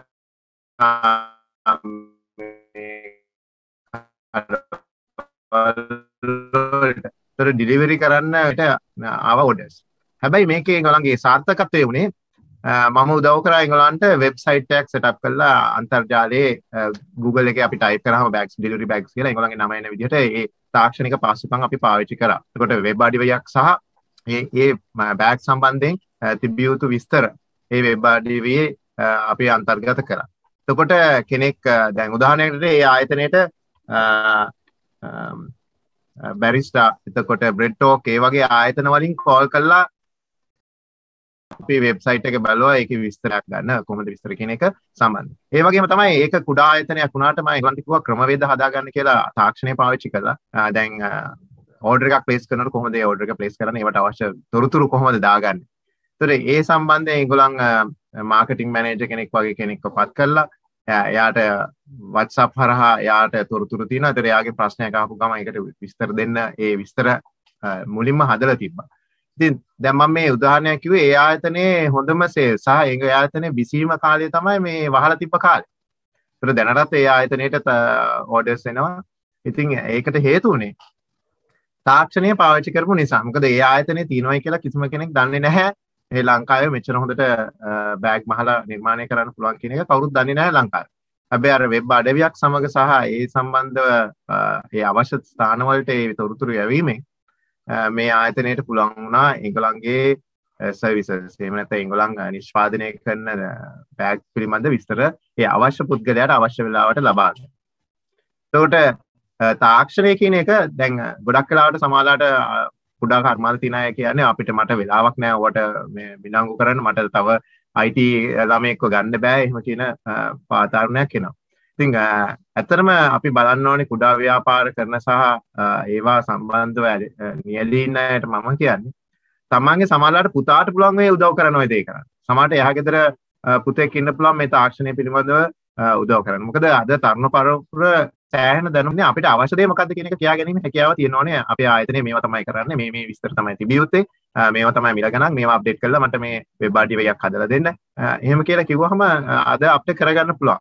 ඉතින් අපි පිටරට ආයත් එක්ක බලද්දි ව්‍යාපාර කරන ආයත් එක්ක බලද්දි ලංකාවේ අයගේ තියෙන මානසිකත්වය තමයි අපි සියලුම දේ කළ යුතුයි කියන්නේ. දැන් තව උදාහරණයක් මම මේ දෙයට කියන්න ඕනේ. තාක්ෂණය අපි පාවිච්චි කරන්න ඕන තරම් අද ක්‍රමවේද තියෙනවා. ඒවට පහසුකම් තියෙනවා. සමහරට අපිට ගෙදර ඉඳන්ම මේ සියලුම දේ පරිගණකයක් අපි පාවිච්චි කළා හරි ස්මාර්ට් ෆෝන් එකක් පාවිච්චි කරලා කරගන්න පුළුවන්. ඒතකොට ඒක පිළිබඳව අපි දන්නේ නැත්නම් අපි තව දන්න කෙනෙක් කියන කෙනකින් ඒ තොරතුරු ලබාගෙන ඒ පිළිබඳව මේවා කරනවා. දැන් මම දන්න දුවෙක් ඉන්නවා අවුරුදු 19 යාගේ වයස. එයා සම්පූර්ණම Facebook එක හරහා තමයි කස්ටමයිස් මේ බර්ත්ඩේ කාඩ් ග්‍රීටිං කාඩ්ස් හදනවා. දැන් එයාට ලොකු ඉල්ලුමක් එයා නුවර ඉන්නේ. එයා විශේෂ මුදලක් මේ ගන්නවා එයා හදන කාඩ් එක ලෝකෙටම එකයි. එක කාඩ් එකක් දෙකක් එක විදිහට හදන්නේ නැහැ. ඒතර එයාට මේ Facebook එකේ දාපු එයා දාලා ඒ හදන ඒවායේ පින්තූරයක් දාලා ඒ කස්ටමර්ස්ලා ඒවා පිළිබඳව ස්තුති කරලා ඒ වගේ Facebook එකේ ඒ විස්තර තියෙනවා. ඒතකොට අනිත් කෙනා සමහර තමන්ගේ අම්මට තාත්තට එහෙම නැත්නම් මල්ලිට නංගිට එහෙම සහෝදරයෙක්ට ඒ කාඩ් එකක් අවශ්‍ය නැාර අර Facebook එකේ දැකලා තමයි ගොඩක්. ඒතකොට එයාට විස්තර එනවුම් වෙන්නේ මේ Facebook එකේ දාපු ෆේස් පිටුව නිසා. ඒතර එතනදී එයා කරේ කොහොම පොඩි දෙයක්. හැබැයි එයා හැමතිස්සෙම මොනවා හරි දෙයක් ඒ Facebook එකේ දාන. ඒ කියන්නේ එකක් දාලා අවුරුදු 10කට විතර පස්සේ නෙමෙයි ඊළඟ එක දැම්මේ. නිතරම එයා කරන දේවල් පිළිබඳව විස්තර දැම්මා. ඉතින් ඒ හින්දා ඒකට එන කට්ටියත් නිතර එනවා. මොකද අලුත් කාඩ් ඩිසයින් එක එයාගෙන් බලන ආසාය. ඉතින් මම මේ උදාහරණ කීපයක් කිව්වේ. අපිට තාක්ෂණය අනිවාර්යෙන්ම අවශ්‍යයි ආයතනයක් හැටියට ඉදිරියට යන්න නම්. ඒතොර තාක්ෂණය අපි පාවිච්චි කරන්න ඕනේ. තාක්ෂණය අපිව පාවිච්චි කරන්නේ නැති වෙන්න. මොකද තාක්ෂණය අපිට අනිත් පැත්තට ගන්න පුළුවන්. දැන් ගොඩක් වෙලාවට වෙලා තියෙන්නේ අපි තාක්ෂණයට වහලෙක් වෙලා මේ ඉන්නේ. මොකද අපි ෆෝන් එක දිහා බලනවා, මැසේජස් දිහා බලනවා, ඒකෙන් ඇවිල්ලාද කී බල ඉන්න වාතාවරණයක් ඇවිල්ලා තියෙනවා. නමුත් ඒකේ අනිත් පැත්තයි විය යුත්තේ. අපි තාක්ෂණය වහලෙක් අපිට කරගෙන අපිට අවශ්‍ය දේ කරගන්න ඒ ක්‍රමවේද හදා ගන්න ඕනේ. ඒතර මේ තාක්ෂණය කොහොමද පාවිච්චි කරන කියන එක සම්බන්ධයෙන් තමයි අද අපේ ගොඩක් මේ ව්‍යාපාර කරන අයට තියෙන ප්‍රශ්නය. ඒ වගේම මුදල් කොච්චර යනවද කියන එක ඇත්තටම ලොකු මුදල් වැය වෙන දේවල් නෙමෙයි අද තියෙන්නේ. අද තාක්ෂණය ඉතාමත් පහසුකම් තියෙනවා ඉතාමත් ඉක්මනින් ඒවා කරගන්න. ඉතාමත් වැදගත් දෙයක් මෙතනදී මම කිය යුතුයි තාක්ෂණය ගැන කතා කරද්දී. YouTube කියන එක තමයි අනාගතයේදී මාධ්‍ය බවට පත් වෙන්නේ කියන එක ගැන ගොඩාක් තොරතුරු දැන් මේ වෙනකොට යනවා. එතකොට මම මේ කියවල බැලුවා විනාඩියක් ඇතුළත පැය 400ක වීඩියෝ එකතු වෙනවා. විනාඩියක් ඇතුළත දැන් මම මේ කතා කරපු කාලය ඇතුළත පැය 400ක වීඩියෝ එකතු වෙලා තියෙනවා. ඒ වගේම දවසකට පැය බිලියන ගානක වීඩියෝ බලනවා ලෝකේ ඉන්න ජනතාව. එතකොට මේක තමයි ඉතාමත් ප්‍රධානම ස්ථානය අපි යම්කිසි අපේ ප්‍රොඩක්ට් එකක් එහෙම නැත්නම් අපේ යම්කිසි මොනවා හරි සර්විස් එකක් දෙන්න තියෙනවා නම් ප්‍රචාරය කළ යුතු ප්‍රධානම තැන. දැන් ලංකාවේ YouTube සම්බන්ධයෙන් අපි ඇත්තටම පාවිච්චි කරලා තියෙන මම කරපු සමීක්ෂණෙන් දැක්කේ මේ අපි විහිළු අනිත් අයට මඩපහාර ඒතර දේශපාලන දේවල් තමයි ගොඩක් වෙලාවට ගිහිලා තියෙන්නේ. ඉතින් අපි ඒක අපේ ව්‍යාපාර වලට පාවිච්චි කරන ප්‍රමාණය බොහොම සුළුයි. නමුත් අපි ඒවා පාවිච්චි කරා නම් අපිට සෑහෙන ක්‍රමවේද තියෙනවා. අපේ තියෙන ලංකාවේ සමහර කොස් ඇටයක් තම්බලා අපිට ඇමරිකාවට විකුණන්න පුළුවන් තරම් අවස්ථාවක් තියෙනවා. නමුත් අපි ඒවා උදා කරගන්නේ නැහැ. ඒකට හේතුව අපි හිතන්නේ නැහැ කොහොමද මේ තාක්ෂණය පාවිච්චි කරලා අපි විකුණන්නේ කියන එක ඩිරෙක්ට් සෙලින් කරන එක දැන් නැහැ. අපිට කෙලිම ගිහලා කියන්න බෑ මේ කොස් ඇටයක් තම්බලා තියෙනවා මේක ගන්න කියලා. අපිට කියන්න වෙන්නේ සමහර විට කොස් ඇටයක් හැදෙන්න ගහ පැලවෙන හැටි, ගහේ තියෙන වටපිටාව, අපේ ගෙදර මේ වත්තේ පිටිපස්සේ තිබ්බ ඒකට කතාවක් යන්න ඕනේ. එතන මේ සිනමාංශයේ ඉන්න විද්වතුන් මේක ගැන කියයි. සාමාන්‍ය මිනිස්සු බලන්නේ කතාවක් අපිට පුළුවන් නම් හදන්න කොස් ඇටේ තම්බලා කෑවහම කොහොමද ඒකේ රසය එකකින් වෙන මේවා ගැන අන්න එදාට අපේ ලංකාවෙන් කොස් ඇට එක්ස්පෝර්ට් කරන්න පුළුවන්. ඉතින් මේ එක උදාහරණයක්. නමුත් කවුරුත් ඒ ගැන අපි හිතන්නේ නැහැ. කවුරුත් ඒක ගැන වීඩියෝ එකක් හදන්නේ නැහැ. YouTube එකේ ඒක බලන්නේ නැහැ. ඉතින් දැන් ඇත්තටම අර මැනිකේ වීඩියෝ එක නිසා තමයි YouTube එක ගැන දැන් හැමෝම කතා කරන්න ගත්තේ. මොකද ඒක ප්‍රසිද්ධ වුණ නිසා. නමුත් ඊට වැඩිය දේවල් අපිට කරන්න පුළුවන්. අපේ සින්දුවක් විතර නෙමෙයි අපිට අපේ තියෙන දේවල් විකුණ ගන්න පුළුවන්. ඉතින් මේක එක්තරා දෙයක් අපි කුඩා ව්‍යාපාරිකයෝ හැටියට හිතන්න ඕනි. මම මේ කතාව තව තාක්ෂණය පිළිබඳ තව පොඩි දෙයක් කියන්න ඕනේ. තාක්ෂණය කිව්වහම තොරතුරු තාක්ෂණය විතරක් නෙමෙයි අනිත් තාක්ෂණය ගැනත් අපි බලන්න ඕනේ. අපි ගත්තොත් මගේ සීයාත් කාපු තලගුලියක්, මගේ තාත්තා කාපු තලගුලියක්, මම කන තලගුලියක් සහ මගේ පුතා ඉදිරියේදී කන තලගුලියක් හැමදාම සවුකොලයකින් ඔතලා ඉන්නේ. අපි ව්‍යාපාරිකයෝ හැටියට කවදාකවත් තීරණයක් ගත්තේ නැහැ. කොහොමද මේ තලගුලිය නව්‍යකරණය කරන්නේ? මේක ප්ලාස්ටික් ට්‍රේ එකක් වගේ එකක් ඇතුලේ දාලා බොක්ස් එකක් දාලා gift item එකක් හැටියට මේක ආවේ නැත්තේ ඇයි? මේක තව කොච්චර මේකට දේවල් අපිට ඇඩ් කරලා මේක නව්‍යකරණය කරන්න පුළුවන්. එතකොට තාක්ෂණය කියන එක ඒතර මේකෙදි අපිට අවශ්‍ය වෙනවා පාවිච්චි කරන්න. ඉතින් මම හිතනවා මේ තාක්ෂණය කියන එක ගැන හිතනවා නම් මේ වැඩසටහන බලන මේ කුඩා සහ මධ්‍ය ප්‍රමාණයේ ව්‍යවසායකයන්ට මම කියන දේ තමයි කරුණා කළා තමන්ට යොදව ගන්න පුළුවන් පුද්ගලයෙක් හොයාගන්න මේ තාක්ෂණය පාවිච්චි කිරීම. වෙබ්සයිට් එකක්, YouTube channel එකක්, Facebook page එකක් කියන එක තමන්ට ජීවත් වෙන්න ඕන නම් ඉදිරියේදී තිබීම යුතුයි. ඒක නැතුව ජීවත් වෙන්න බෑ. ඒක ගැන බලන්න. වැඩි වියදම් කරන්න ඕනේ නැහැ. පොඩි වියදමකින් මේවා කරගන්න පුළුවන්. ඉතින් ඒවා ගැනත් ඒ වගේම තමන්ගේ නිර්මාණශීලීත්වය පාවිච්චි කරලා මොකද නිර්මාණශීලීත්වය නිසා තමයි අතනම ව්‍යාපාරිකයෝ ඉන්නේ කියන එක මම හිතන්නේ. මොකද ඒ නිර්මාණශීලීත්වයක් තියෙන නිසා තමයි යම් කිසි දෙයක් විකුණ ගන්න පුළුවන්. ඉතින් ඒ හින්දා ඒක පාවිච්චි කරලා තමන්ගේ දැනුම ඒ හදන භාණ්ඩ ගැන පිළිබඳ කතා සහ තාක්ෂණය පාවිච්චි කරලා සමාජ මාධ්‍ය හරහා යවන්න. ඒකට ඕන තරම් ස්තුතියි. බොහොම ස්තුතියි. ඔබ හොඳ තැනකින් පටන් ගත්තා.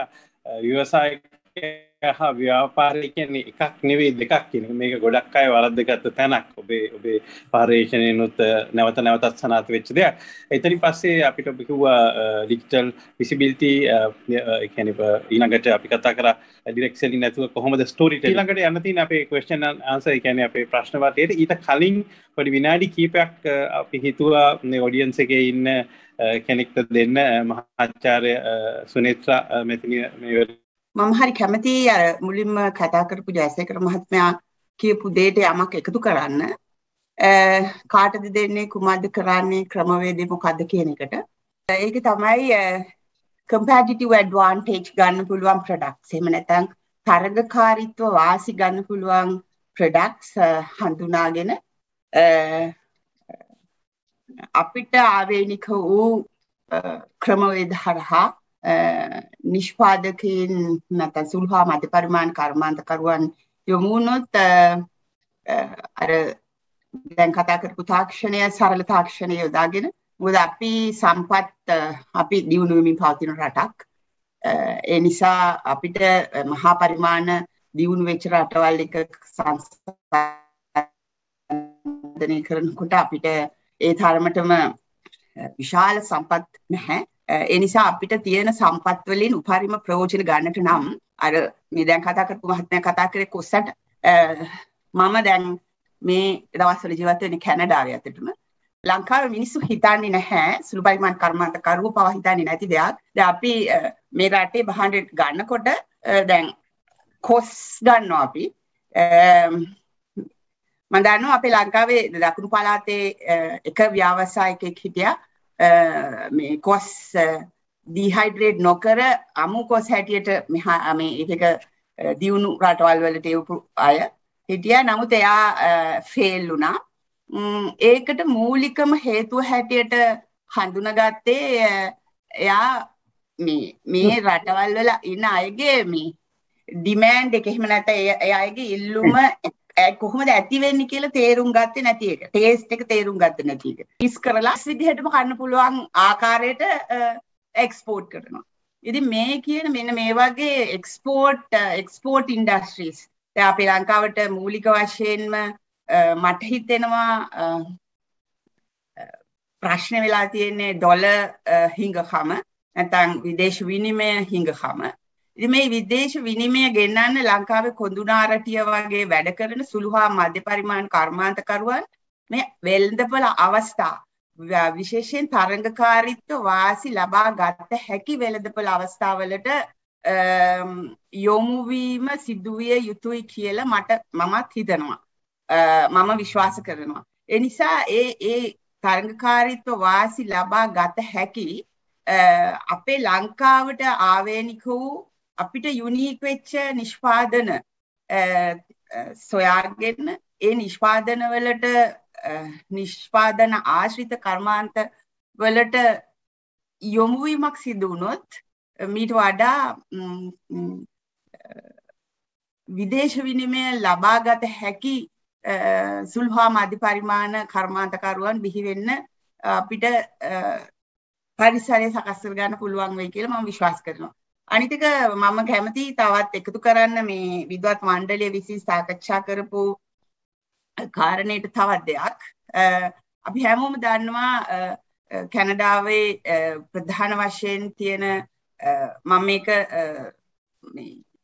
තේ කර්මාන්තකරුවන්ගේ පහතරට තේ කර්මාන්ත පහතරට සුළු හා මධ්‍ය පරිමාණ තේ කර්මාන්තකරුවන් සඳහා ඉදිරිපත් කළා.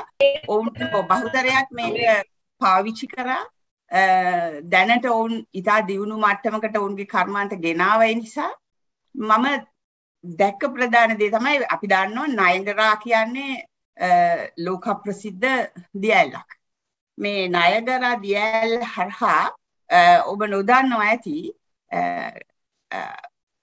කැනඩාවේ නයගරා දියැලට ආශ්‍රිත ප්‍රාන්තය ඒ ප්‍රාන්තයේ ඉන්න ප්‍රධාන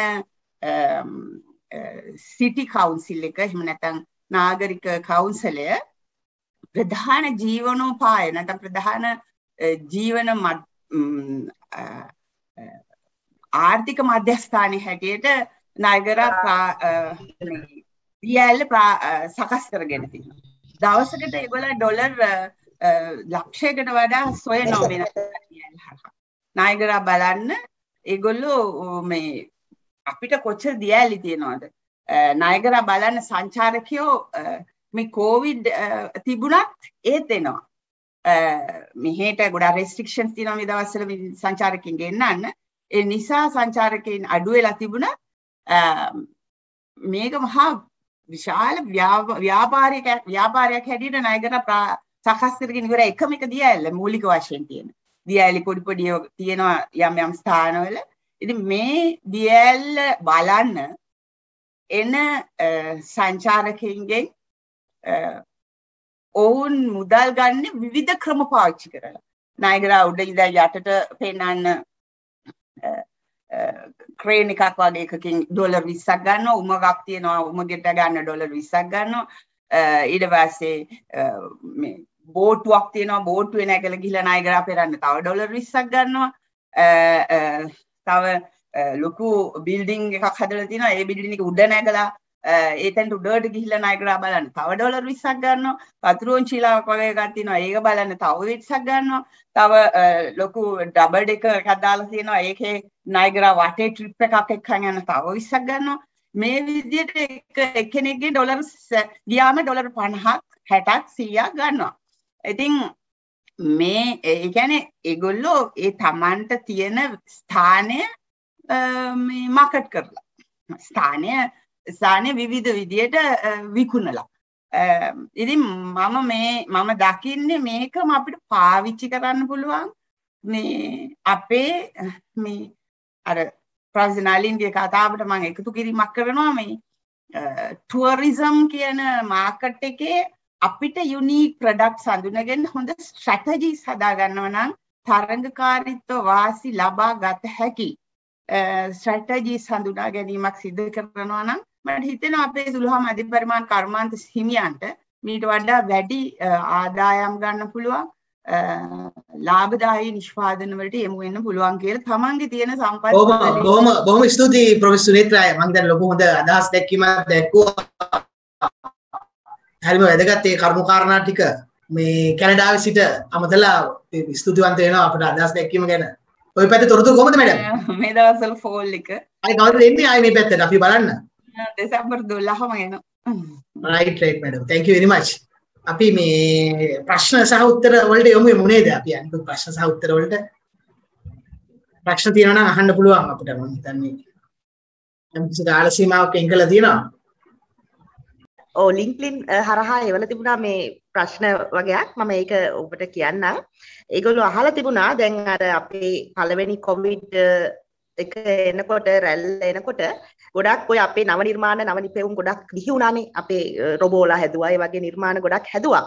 ඊට පසුව අපේ ඒවා කිසිම දෙයක් ගැන ඉදිරියට ආවේ නැහැ. ඒත් එක්කම මේ දැන් ඔය ඒගොල්ලන්ට ආයෝජනයක් ඒ වගේ ඉදිරියට යෑමක් සිදු වුණේ නැති නිසා ගොඩාක් අය අධෛර්ය වුණා කියලා මේ සුළු හා මධ්‍ය පරිමාණ ව්‍යාපාරිකයන් සහ ව්‍යවසායකයන් ඇතුළු ඔවුන්ගේ අලුත් නිර්මාණ සහ ඔවුන්ට ඔය අලුතෙන් මාකට් ඔපචුනිටිස් දැන් මේ ප්‍රොෆෙසර් සුනේත්‍රා කිව්වා වගේ දේවල් හදන්න කට්ටිය පසුබෑමකට ලක් වෙනවා. මොකද ඒගොල්ලන්ට දිරිමත් කරන්න ක්‍රමවේද හදලා නැති ප්‍රශ්නයක් නිසා. ඉතින් ඒකට කොහොමද ඔබලා මේ යෝජනා කරන්නේ මොනවද කියලා අලුත් ස්ට්‍රැටජි 2022 අවුරුද්දට ඒ සඳහා රජය සහ වෙනත් private public partnerships ඒ වගේ දේවල් වලින් කරන්න පුළුවන් මොනවා වගේ යෝජනාද ස්ට්‍රැටජිස්ද කියන එක මේ අහලා තිබෙනවා. ඔව් මම හිතන්නේ ජැස්මින් මේක ප්‍රවේශයක් ඇරියට අර 2019 පින්තාරු කරලා ඒ වගේ දැන් 2000 ඒ වගේ තිබ්බනේ මේ තරුණයන්ගේ ලොකු නැගී සිටීමක් තිබ්බා. මොකද 1971 1989 ඒ තරුණයෝ නෙමෙයි දැන් ඉන්නේ වෙනස් විදිහකට හිතන්න කියලා ඒගොල්ලන් පටන් ගත්ත ගමන් මම හිතන්නේ COVID-19 සහ අනිකුත් ප්‍රශ්න නිසා දැන් ඒ කියන්නේ ගොඩක් ලොකු ගැටුවක් තියෙනවා. එකක් අනිත් එක තමයි රටේ මාධ්‍යවල භාවිතාව. රටේ මාධ්‍යවල මම දැකලා තියෙනවා භාවිතාව තුළ කිසිම වැදගත්මක් නැති දේවල් වලට ගොඩාක් අවකාශ වෙන් කරනවා. මේ තරුණයන්ගේ සොයා ගැනීම ගැන කිසිම එහෙම වෙන් කිරීම කාලේ වෙන් කිරීම මැද. ඒක නිසාම තමයි මේ වගේ ව්‍යවසායකත්ව හමු වගේ සංසද අවශ්‍ය වෙන්නේ. මොකද ප්‍රෙෂර් ගෲප් එකක් කියන එක අපි ඕනම වෙලාවක අපි දැන් ඔය මේ මැලේසියා වල අපි කියන පිනෑන් වල තියෙන කන්සියුමර් සොසයිටි එක ගැන කතා කරලා ඒගොල්ලන් ඇත්තටම ලොබින් කරනවා. ප්‍රෙෂර් ගෲප් එකක් හැටියට එන ගවර්න්මන්ට් එකත් එක්ක ඒගොල්ලන්ට කියනවා. ඉතින් ඒ වගේ ගෲප් එකක් හරි අවශ්‍යයි. මොකද පහළ මට්ටමේදී සිද්ධ වෙන සිදුවීම් ඉහළ මට්ටමට දැනුම් මම කියන්නේ ඒක ඒගොල්ලන් අපේක්ෂා ඉටු වෙලා නැහැ කියලා. නමුත් මේ සමහරවිට රජය මගින් ගොඩක් දේවල් කරන දේවල් වුණත් පල්ලෙහා මට්ටමට යද්දී කාන්දු වෙන්නේ නැහැ. දිය වෙලා යනවා. මම හිතන්නේ තුෂාන්ටත් ඔය හා සම්බන්ධයෙන් යම්කිසි අදහසක් කියන්න පුළුවන් නේද? තුෂාන්. පොඩ්ඩක් අර මොටිවේෂන් ෆැක්ටර් එක තුෂාන් ටිකක් අඩු වෙලා තියෙනවා. ඉතින් මොටිවේෂන් එක අඩු වෙලා තියෙනවා. ඒකට අපි මොකද්ද ස්ට්‍රැටජිකලි මොනවාද අපිට මේ ප්‍රොපෝස් කරන්න පුළුවන් ක්‍රමවේද කියන එක. අපේ සයිඩ් එක මම නම් කියන්නේ පළවෙනි එක තමයි ඇටිටියුඩ් නේ. අපි සිතන විදියනේ. ඒ කියන්නේ දැන් අපි හිතුවොත් එහෙම මේක අපිට කරන්න අමාරුයි, කරන්න බෑ. එහෙම හිතුවොත් එහෙම අපිට කිසිම දෙයක් අචීව් කරන්න බෑ. සෝ අපි අපි පැත්තට ගත්තා අපේ කම්පැනි එක ධර්ම කඩා වැටීම. ඒ කියන්නේ මම දන්නේ සිනමා ඉන්ඩස්ට්‍රියේ සීලුම ආයතන වගේ ධර්ම කඩා වැටීම ලක් වෙලා තියෙන වෙලාවක හැබැයි අපි හිතුවේ හැමතිස්සෙම පොසිටිව්. මොකද දැන් අපි මේක නෙගටිව් හිතුවේ කියලා අපිට එළියට එන්න බෑ. පොසිටිව් හිතුවොත් හැමතිස්සෙම ධනාත්මක හිතුවොත් අපිට එතකොට තමයි හිතන්න පුළුවන් අලුත් ස්ට්‍රැටජිස් මොනවද අපි කරන්න පුළුවන්, කොහොමද අපි මේ තියෙන ත්‍රෙට් එකට මුහුණ දෙන්නේ, මේ චැලෙන්ජ් එකට මුහුණ දෙන්නේ. එතකොට ඒකට අපි අලුත් ඔපචුනිටිස් හොයන්න ඕනේ සහ අලුත් ස්ට්‍රැටජිස් හිතන්න ඕනේ. ඉතින් එතකොට අපි දැක්කපු දෙයක් තමයි මම උදාහරණයක් වශයෙන් කියන්නම් මේ මෙච්චර මේ හැමෝම නෙගටිව් හිතන කාලේ කොවිඩ් වල පොසිටිව් සයිඩ් එකම කතා කරොත් අද ඔයගොල්ලෝ ගියොත් එහෙම ලංකාවේ සීලුම 5 star hotels වලට වගේ ගියොත් හොඳ ඒවට බුෆේස් වලට එහෙම ගියොත් එහෙම නැත්නම් රැට ගියොත් ඔක්කොම අපි මෙච්චර මේ රට ප්‍රශ්න තියෙනකොට ඒ හැම එකම ෆුල් වෙලා තියෙනවා. ඒ කියන්නේ අපි දකින්න පොසිටිව් සයිඩ් එක තමයි මිනිස්සු මේ කොවිඩ් එකත් එක්ක සෑහෙන්න තද වෙලා හිටපු එක ඒගොල්ලෝ ඒ ප්‍රෙෂර් එක රිලීස් කරන්න තැනක් හොයනවා. ඒක තමයි ඔපචුනිටි එක. එතකොට අපි ඒ සඳහා කරපු දේ තමයි හොඳ ප්‍රොඩක්ට් ලයින් අප් එකක් අපේ සිනමාස් වල අපි ඇති කරා. එතකොට උදාහරණයක් වශයෙන් අපි එක දිගට බ්ලොක්බස්ටර් මූවිස් අපි ෂෙඩියුල් කරන ගිහිල්ලා ඒ තුලින් අපි ජනාකර්ෂණයක් අපි හදාගත්තා. දැන් ඇත්තම ගත්තොත් බොහොම කෙටි කාලේ කියන්නේ මේ මාසයක් වගේ ඇතුළත දැන් අපි නැවත අපේ ආයතනය නැවතර තිබ්බ තත්ත්වයේ ළඟට අපි එන්න හදාගෙන යනවා. ඉතින් ඒ තත්ත්වය ඇති කරන්න පුළුවන් වුණේ අපිට මම හිතන්නේ පොසිටිව් මයින්ඩ් ෆ්‍රේම් එකකින් යන්නේ. නැත්නම් පොසිටිව් තින්කින් එක. නැත්නම් අපි හැමතිස්සෙම නෙගටිව් හිතුවොත් මේක කරන්න අමාරුයි, කරන්න බෑ. කොවිඩ් එක ලොකු ඉම්පැක්ට් එකක් නිසා මේක කරන්න අමාරුයි කියලා හිතුවොත් අපිට කරන්න බෑ. So මම හිතන්නේ පළවෙනිම දේ තමයි අපි පොසිටිව් තින්කින් එකක් හිතන්න ඕනේ. ඒ ෆ්‍රේම් එකේ ඇතුළේ ඉන්නකොට අපිට මේ අලුතෙන් ඔපචුනිටිස් හිතන්න පුළුවන්. දෙවෙනි එක තමයි අපි ටීම් වර්ක් එක. දැන් ටීම් එකක් විදිහට අපි කොහොමද වැඩ කරන්නේ? ඊළඟට මම හැමතිස්සෙම විතර තමයි ඕනම ආයතනයක් හැමතිස්සෙම කරනවා තමන් ඩිෆරන්ෂියේට් කරන්න. ඒ කියන්නේ මන් ළඟට ඒ කියන්නේ අපි ළඟට අලුතෙන් ප්‍රේක්ෂකයෙක් එන්න හේතුවක් හදන්න එපා.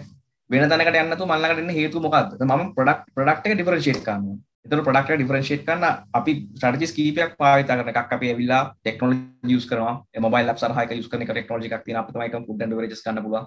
අලුතෙන් credit card options credit card offers ඇති කරන්න ඕනේ. ඊට පස්සේ තාක්ෂණික කියන්නේ මම දැන් අනිත් එක කියනවා ඇට්මොස් අනම්මන කරන එක. ඊට පස්සේ කොවිඩ් එක අපි තව තාක්ෂණයක් යූස් කරනවා. ඒ කියන්නේ විනාඩි 10ක් ඇතුළත අපිට මුළු සිනමා ශාලාව සියල්ලම සැනිටයිස් කරන්න පුළුවන්. ඒක අපේ අලුත් ටෙක්නොලොජි. අපිට විතරයි ටෙක්නොලොජි තියෙන්නේ. මම දැන් අපි ආයතනයකට අපි හැමතිස්සෙම ටෙක්නොලොජි එක වැඩිපුර යූස් කරනවා. ඒකෙන් අපි ප්‍රේක්ෂක අතර රිලයබිලිටි කියන එක අපි ගැන තියෙන රිලයබිලිටි වැඩි කරනවා. ඉතින් ඒ තව දෙයක්. ඒතකොට මොකද ටීම් වර්ක් එකක් අපි වැඩ කරනකොට අපි කම්පැනියක් විදිහට ටීම් එකක් විදිහට වැඩ කරද්දී අපි හැමතිස්සෙම බ්‍රේන්ස්ටෝමින් සෙෂන්ස් කරනවා. බ්‍රේන්ස්ටෝමින් කරනවා අපි දකින්න නැති අලුත් ඔපචුනිටිස් අපි දකිනවා. අපි වීක්නසස් කොහොමද අඩු කරගන්නේ කියලා අපි දකිනවා. මම හිතන්නේ පොසිටිව් මයින්ඩ් ෆ්‍රේම් එකකින් වැඩ කරනවා නම් මේ තියෙන ප්‍රශ්න වලට ගොඩක් වෙන සොලියුෂන් හදා ගන්න පුළුවන්. මම හිතන්නේ නෙගටිව් තින්කින් එකෙන් අයින් වෙලා පොසිටිව් වලින් හිතන එකෙන් තමයි මම හිතන්නේ ගොඩක්ම සොලියුෂන් එකක් අපිට තියෙන්නේ මේ තියෙන කොවිඩ් අර්බුදයට මම නම් හිතන්නේ. කොහොමද? ඔව් ජැස්මින් මේ සුෂාන් thank you very much. A idea එක මොකද ඇටිටියුඩ් එක තමයි නේද?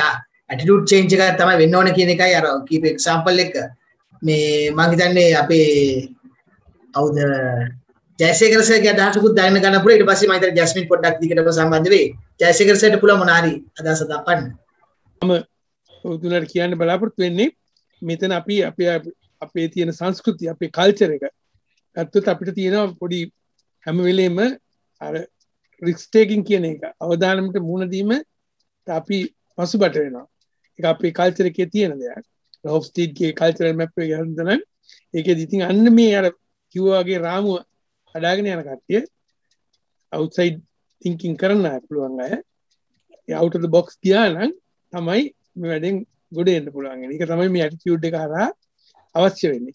ඉතින් මෙතනදී අපි බලාපොරොත්තු වෙන්න ඕන අපි කණ්ඩායමක් වශයෙන් රජයක් වශයෙන් අපි දෙන්න ඕන දිරිදීමක්.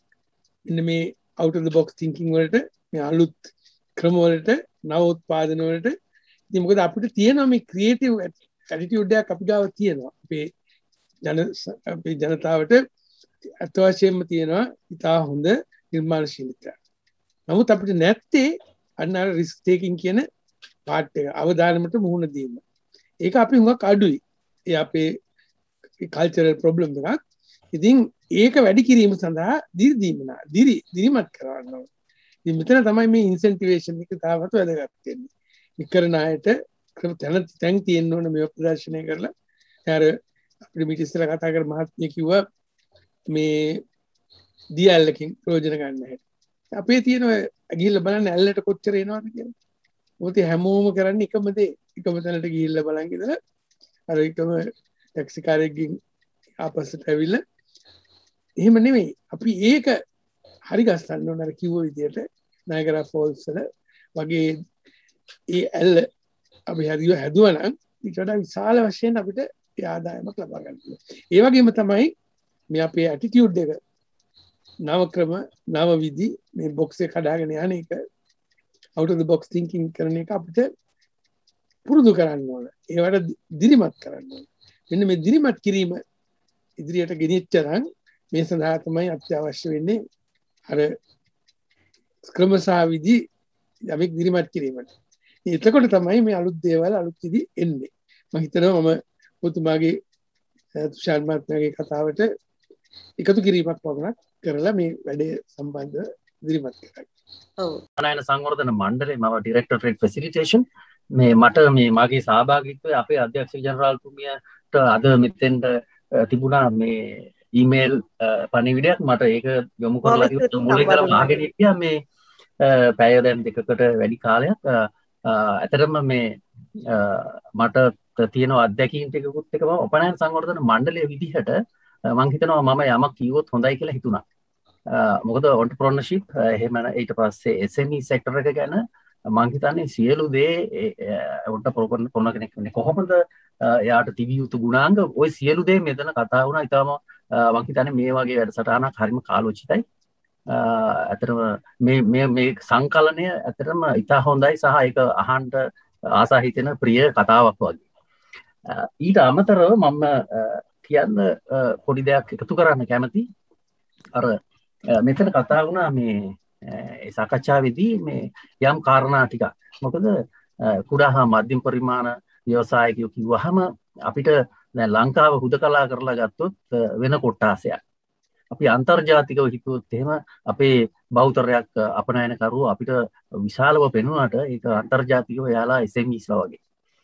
එතකොට අපේ එක කාරණයක් තියෙනවා අපේ SME සෙක්ටර් එක එයාලට පොඩි අදහසක් තියෙනවා මේ අපනයන කරන්න පුළුවනි. අර එක මහත්මියක් කිව්වා කැනඩාවේ අර කොස් ඉදිරිපත් කරන විදිය. ඉතින් මෙතෙන්දී මම චූටි දෙයක් පොඩි පණිවිඩයක් දෙන්න කැමතියි SME සෙක්ටර් එකට. අපිට අපනයනය කරන්න හිතෙනවා නම් ඔය මෙතෙද කාරණා සියලු කාරණා ඒක ව්‍යවසායකත්වයේ සහ ඒ ව්‍යාපාරය යම් මට්ටමකට ගේන්න දිනු කරන්න අවශ්‍ය කාරණා.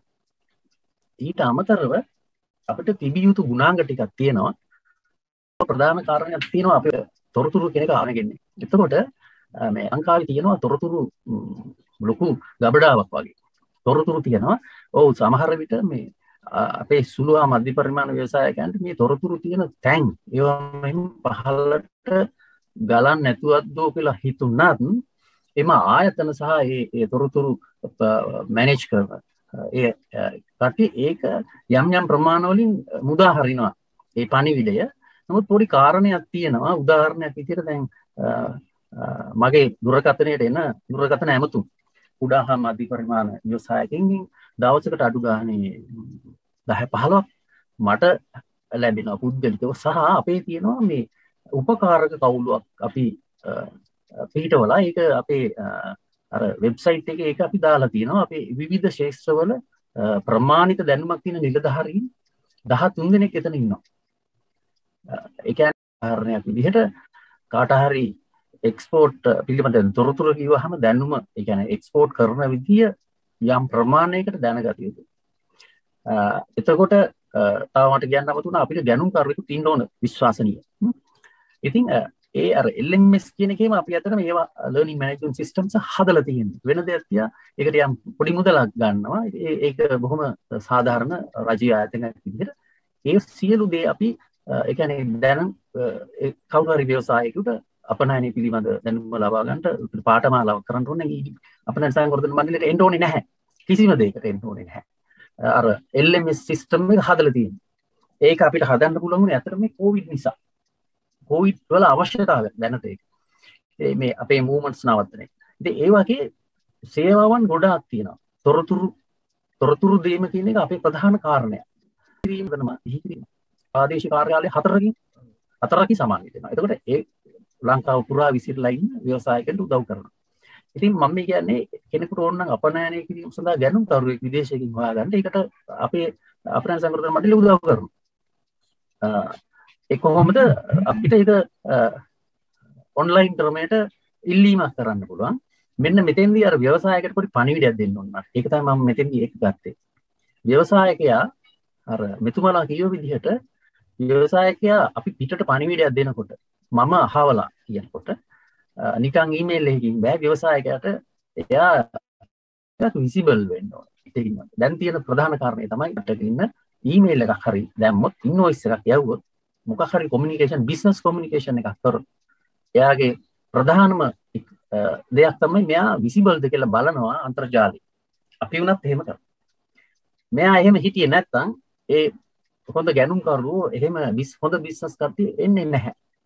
උදාහරණයක් විදිහට අපි ටිකක් පොඩි විශ්ලේෂණයක් කරලා බැලුවා සමීක්ෂණයක් කරලා ඇයි මේ අපේ SMEsලට මේ විදේශ ගැනුම් කරුවෝ උත්තර බඳින්නේ නැත්තේ? මෙයාලා උත්තර බඳින්නේ නැහැ. එයාලා කියනවා බැඩන් නැහැ කියලා. බලනකොට මෙයාලට අමාරුයි බිස්නස් කොමියුනිකේෂන් එකක් කරන්න ප්‍රොෆෙෂනල්. ඒක වෘත්තීය විදිහට අර ව්‍යාපාරික කොමියුනිකේෂන් බිස්නස් කොමියුනිකේෂන් එක කොහොමද බිස්නස් එක හොඳ එයාගේ විශ්වාසනීයත්වය පෙන්වන විදිහට එයාට ලියන්නේ. එතනින් පටන් ගන්නවා. එතකොට අපි අපේ යම් යම් වැඩසටහන් වල අපි ඒක බිස්නස් කොමියුනිකේෂන් ඒ වගේ දේවල් එතනින් තෝරාගෙන අපි මෙතෙන්ට එමිෂන් එක SME sector එකට අපි කරලා කියලා දෙනවා. මේ වගේ අපනයන කරන්න බලාපොරොත්තු වෙන හරි ඉන්නවනම් අපනයන කිරීමේ අදහසක් හරි තියෙනවනම් අපනයන සංගঠন ව්‍යවසාය සේවා නෙවෙයි බොහෝ සේවාවල් SME sector එකට අපනයන සංවර්ධන මාර්ගයේ තියෙන රාජ්‍ය ආයතන නිසා. එතකොට එතුමන්ලාට බොහෝ පහසුකම් ඒ කියන්නේ ඉදිරියෙන් වාඩි කරවලා එතුමා අපනයන කරුවෙක් දක්වා ගෙන යාමට අවශ්‍ය තාක්ෂණික දැනුම උපකාර ඒවට සම්බන්ධ වෙන්න කියන පණිවිඩය දෙන්න තමයි මට ඕනේ. තව ප්‍රධාන කාරණයක් කියන්නුනේ අර ඇසුරුම ගැන කතා කරන්න. අපි අර මෙහෙම කිව්වොත් හොඳයි. කුඹුරට බහින ඇඳුමයි මගුල් ගෙදරට යන ඇඳුමයි දෙකක්. තාක්ෂණිකව හදා ගන්නට ඕනේ. අර කොස් ෂෙල්ෆ් ලයිෆ් එක හදා ගන්න පුළුවන්. ඒක තාක්ෂණිකව තිබුණොත් තමයි. නැත්නම් ඇසුරුම ෆේල් නම් ප්‍රොඩක්ට් එක ෆේල්. ඒ නිසා ඒ වගේ විතර නෙවෙයි. මේකේ ඉල්ලුමට අපේ පෙන්ම පව තරඟකාරී වෙන්න ඕනේ. ඒක ඉන්ෆර්මේෂන් තියෙන්න ඕනේ. ඒක නීතිමය අවශ්‍යතාවයන් තියෙනවා. තාක්ෂණික වෙන්න ඕනේ. ලස්සන වෙන්න ඕනේ. අර මගුල් ගෙදරට යන ඇඳුම වාගේ ඇසුරුම තියෙන්න ඕනේ ඒ මාකට් එකට ගැලපෙන විදිහට. ඉතින් වෙළඳ පොළ ජය ගන්න දේශීය හෝ විදේශීය ඒ ඇසුරුම කියන එක තාක්ෂණිකව ගොඩනැගින්න ඕනේ. නැත්නම් බහඬ වෙළඳ පොළේ අසමත් වෙනවා.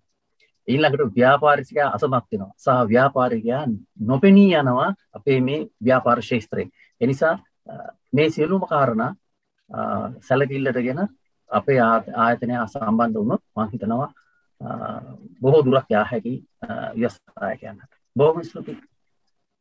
බොහොම ස්තුතියි වෙලාවක් දෙන්න මේ අර එතුමා ඇසුරුම ගැන පෙන්නුවා. මම මේ පෙන්නන් හැදුවේ මේ කේරළෙන් එන කොස් මේ විදිහට තමයි එන්නේ. ඔබතුමාට පෙන්වන්න පුළුවන් නම් මේ මෙන්න මේ ආකාරයෙන් තමයි මේ ඇවිත් තියෙන්නේ. මම මේ ප්‍රශ්න තුනේ ත්‍රිපිටක කතා කරන්නේ. ඔව් ඔබතුමිය ඔය බොහොම ස්තුතියි. ඇවිත් තියෙන්නේ. මේ ඒකේ අනිත් පැත්ත බොහොම හොඳට ඇසුරුමකින් අදලා අපි මේක ඩොලර් 4ක් දීලා තමයි ගන්න. බොහොම ස්තුතියි අපිට කරුණු දක්වන්න ඉදිරිපත් වෙච්ච SRP ඉන්ද්‍රකීර්ති මහත්මයා තමයි director trade facilitation and trade information EDB export development board එකේ අපිට බොහොම වැදගත් කරුණු ගොඩක් කිව්වා. ඉතාම ස්තුතියි. මම හිතනවා ඉදිරියටත් අපි සමග එකතු වෙලා ව්‍යවසායකයන් දැනුවත් කිරීමට මේ වගේ සම්බන්ධ වෙයි කියලා අපි ඔබතුමාව ඉදිරියේදීත් සම්බන්ධ කරගන්න. ඉතාම ස්තුතියි ඔබේ දැනුවත් කිරීමට. මොන හරි ප්‍රශ්න තියෙනවා නම් මේ වෙලාවේ ඒ සඳහා අපි කැමති යමු වෙන්න ඔඩියන්ස් එකේ. ඔව් මේ ඉංජිනේර් ප්‍රසන්න ලියනගේ ජැස්මින් කතා කරන්නේ අපිට ලින්ක්ඩින් හරහා මම හිතන්නේ අර EDB එකේ මේ අපිට ඒ රිප්‍රසෙන්ටේටිව්ට යොමු කරන්න පුළුවන් අර 2000 එක්ස්පෝර්ටර්ස් කියලා මේ ප්‍රෝග්‍රෑම් එකක් මේ ලබා දීලා තිබුණා. ඒ ප්‍රෝග්‍රෑම් එක ගැනත් පොඩ්ඩක් අහලා කොහොමද ඒකේ තත්ත්වය සහ ඉදිරියට ව්‍යවසායකයන්ට ඒ හරහා දියුණු වීමක් සහ ඒකේ වැඩසටහන ඉදිරියටත් ක්‍රියාත්මක වෙනවාද කියලා මේ අහලා තිබුණ අපේ මේ ප්‍රශ්නයක් අපේ LinkedIn group එක හරහා. ඔව් ඒ වැඩසටහන ක්‍රියාත්මක වෙනවා. ඒක 2000 කියනට ඇති හොඳයි new export development program. ඒ කියන්නේ අලුත් අපනයනකරුවන් බිහි කිරීමේ වැඩසටහන. ඒක ක්‍රියාත්මක වෙනවා. දැනටමත් ඒක අපේ රීජනල් ඒ කියන්නේ ප්‍රාදේශීය සංවර්ධන අංශයෙන් තමයි ඒක ක්‍රියාත්මක කරන්නේ. නමුත් මගෙන් අංකය තියෙනවා නම් මා දුරකථනයෙන් අමතලා හරි මට ඊමේල් පණිවිඩයක් කිව්වත් මට යොමු කර හැකි. නමුත් ඔන්ලයින් රෙජිස්ට්‍රේෂන් එකකුත් එතන කරලා ව්‍යවසායකයන්ට ඒකට යොමු වෙන්න පුළුවන්. ඔබගේ ඊමේල් අංකය පොඩ්ඩක් සඳහන් කරා නම් මම හිතනවා පහසුයි කියලා අපේ මම chat එකේ ටයිප් කරන්නද? හරි chat එකේ දාන්න මම හිතනවා. ඉන්කීර්ති නේද? ඉන්කීර්ති නේ. inkeerthi@edp.gov.lk අනිත් එක helpdesk@edp.gov.lk මේ help desk එකට යන එන හැම ඊමේල් එකක්ම මගේ ඊමේල් එක හරහා මට පේනවා. රිප්ලයි කරනවා කියලා මට පේනවා. මම පර්සනලි ඒ ඊමේල් එකේ ගැන මම බලනවා. ඒ නිසා මේ දෙකෙන් කෝකට එව්වා මට ඊට අමතරව මට අත්‍යවශ්‍ය කාරණයකට විතරක් කතා කරන්න මේ නම්බර එකට.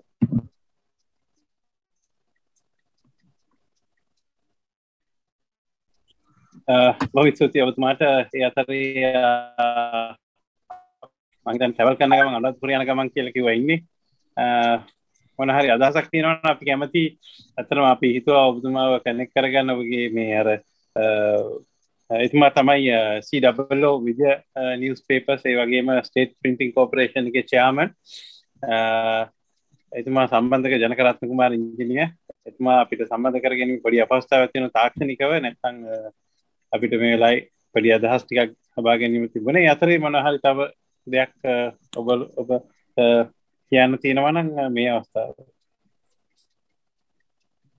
මම මේ ඇත්තටම ට්‍රැවල් කරන ගමන් ඉන්නේ මේ දිගටම වැස්ස මේ සිග්නල් වල ප්‍රශ්නයක් ඉඳ මට අද කතා කරන්න අපි සැලසුම් කරලා තිබුණ එක මම හිතන්නේ මම ඩොක්යුමන්ට් එක කිව්වා අපි ඊළඟ වැඩසටහනේ සාකච්ඡා කරමු කියලා. ඒත් එක මෙතන අපි පොසිටිව්ලි මේක දිහා දැකලා අලුත් ව්‍යාපාරයක් පටන් ගන්න කොහොමද කියලා. ඒක ගැන තමයි අත්‍තරම විශේෂයෙන්ම සාකච්ඡා කරන්න හිටියේ. ඒ කියන්නේ ද විජය නිවුස් පේපර්ස් ආයතනයේ විශේෂයෙන්ම ලංකාවේ තියෙන ලොකුම මුද්‍රණ ආයතනය, පුවත්පත් මුද්‍රණ කරන ආයතනය. ඒ වගේම තමයි ඒ ආයතනයේ තමයි ලංකාව පුරාම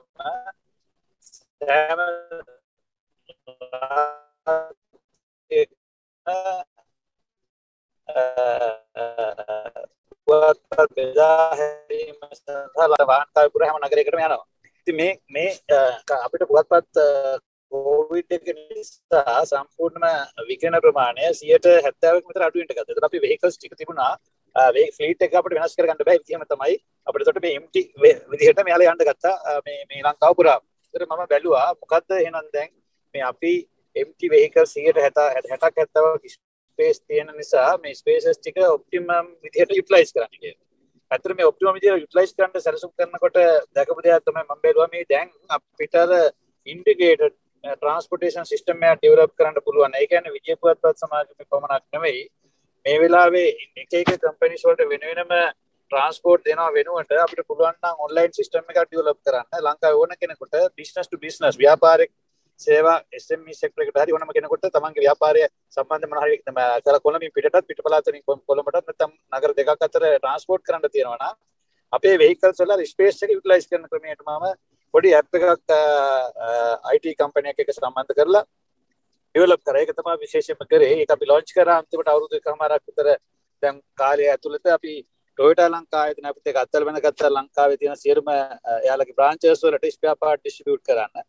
ඉතින් ඒක අපිට මාසයකට ලොකු ගාණකට අපිට පුළුවන්කම ලැබෙන ආදායමක් ලබා ගන්න. ඒක අපි බේස් කරගෙන Toyota එකේ මාස 6ක වගේ කාල සීමාව ඇතුළත අපිට පුළුවන්කම ලැබුණ එක ඉන්ටර්නැෂනල් සප්ලයිස් ලැබුණාත් අපි අරහා මේ ලංකාව පුරා මේ ඩිස්ට්‍රිබියුෂන් ගෙනියන විදිහට සිස්ටම් එකක් හොඳ සිස්ටම් එකක් ලංකාවේ තියෙන දැනට ඇත්තම ට්‍රැක් කරන්න පුළුවන්. ට්‍රැකින් සිස්ටම් එක තියෙන 100% කියන්නේ අපි ස්ටාර්ට් කරපු තැන ඉඳලා එන්ඩ් ඩෙලිවරි එකට යනකම් ට්‍රැකින් පර්පස් මේ ෆැසිලිටි එක තියෙන එකම courier service එක.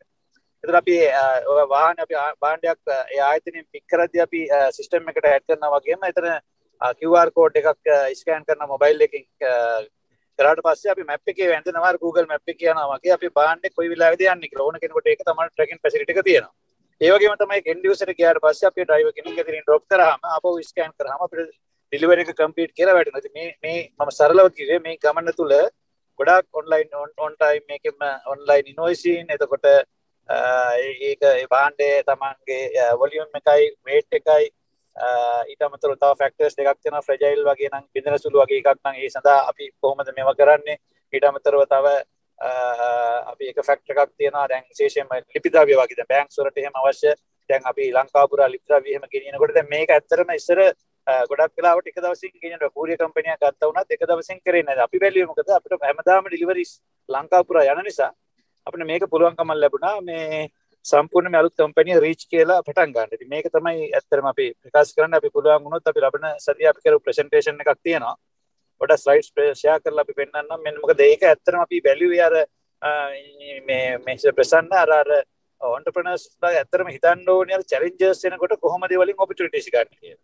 අනිත් එක තමයි අර ගැප්ස් තියෙන්නේ මොනවද ඉන්ඩස්ට්‍රි එකේ තියෙන ගැප් එකක් කොහොමද අපි ඒකට බ්‍රිජ් එකක් හදන්නේ නැත්නම් මේ ගැප්ස් ටික ෆිල් කරන්නේ කියලා. ඉතින් මේ දෙක තමයි ඇත්තටම මම කල්පනා කරේ මේ දෙකෙන් බේස් කරගෙනම තමයි මේ සම්පූර්ණම මේ සංකල්පය ගොඩනැගලා ව්‍යාපාරය බවට මේ ගොඩනැගුවා. මම හිතන්නේ මේක තමයි අපි සාකච්ඡා කරන්න හිටියේ. මේ බොහොම ස්තුතියි. දැන් නම් කුරුණෑගල කිට්ටුට අපිට පොඩක් සිග්නල් වල කතා කරා. ඔව්. බොහොම ස්තුතියි ජනක අපිට කෙටි සම්බන්ධයෙන් අපි මේ ගැන ලොකු විස්තරයක් ගමු ඊළඟ පාර ඔබතුමාගේ ස්ලයිඩ්ස් ඔක්කොමත් එක්ක මේක කොහොමද මුනේ කියලා අපේ ව්‍යවසායකයන්ට සිතීමේ ක්‍රමය වෙනස් කිරීම. ඒ කියන්නේ thinking out of the box ගැන අපි මේ හැම කෙනාම කතා කරා කොහොමද ඒ කියන්නේ හැම ප්‍රොබ්ලම් එකක්ම ඔපචුනිටි එකක් වෙනවානේ. එතකොට ඒ ප්‍රොබ්ලම් එක කොහොමද ඔපචුනිටි එකක් එහෙම නැත්නම් අවස්ථාවක් කරගන්නේ කියන එක ගැන හොඳ උදාහරණයක් ඔබ ක්‍රියාවෙන් කියන්නේ වචන වලින් ක්‍රියාවෙන් අපි දක්වලා තියෙනවා. අප්කා හිතපු ඉස්සර පරණ ව්‍යවසායකයන්ගේ වැඩ කටයුතු පිළිබඳව ඒගොල්ලෝ සම්බන්ධව විස්තරාත්මකව අනිත් අයට දැනුම් දෙනවා නම් ඊට වඩා හොඳ ව්‍යවසායකයන් දී කරන්න පුළුවන්. එක උදාහරණයක් කියන්න මම වැඩ කරා 1972 දී උපාලි ජයවර්ධන මහත්මයාට. ඒ අවුරුදු 33ක් වයසේ 1965 දී ඒ මහත්මයා ලංකාවේදී මැලේසියාවේ සිංගප්පූරුවේ චොක්ලට් සෑදීම ඒ මැලේසියාවේ වතු අක්කර 25000ක වතු පාලනය කිරීම ලබා ගැනීම ලංකාව පුරා ග්‍රෑන්ඩ් සෙන්ට්‍රල් එස්ටේට්ස් කියන එකේ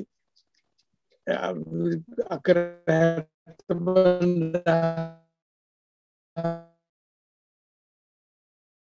කර්මාන්තයට මෝටර අත ක්ලාස් කිරීම ලංකාවේ කිරීම යුනික් කියලා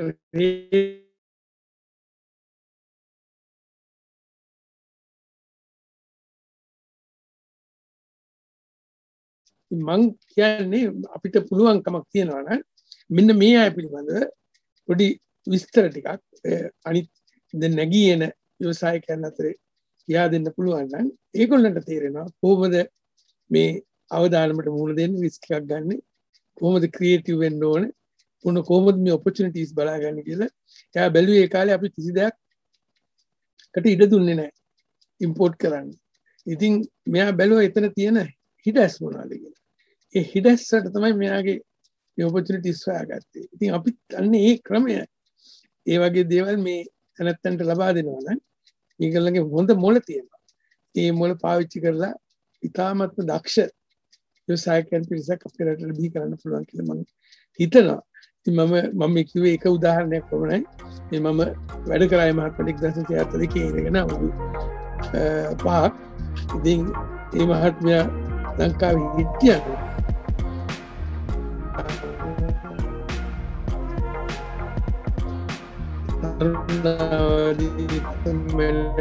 ලගේ පාලිපියට එක ලංකාවේ සෙට් කරා. ග්‍රෑන්ඩ් සෙන්ට්‍රල් එස්ටේට්ස් ලිමිටඩ් එක ආවා කරා. ඉතින් මේ වගේ මේ සියල්ල කරන්න මේ තැනත්තාට මේ මොනවාද එන්ටර්ප්‍රයිසිං ඥානය වැඩ කටයුත්තකට out of the box ගිහලා හිතලා කරන්න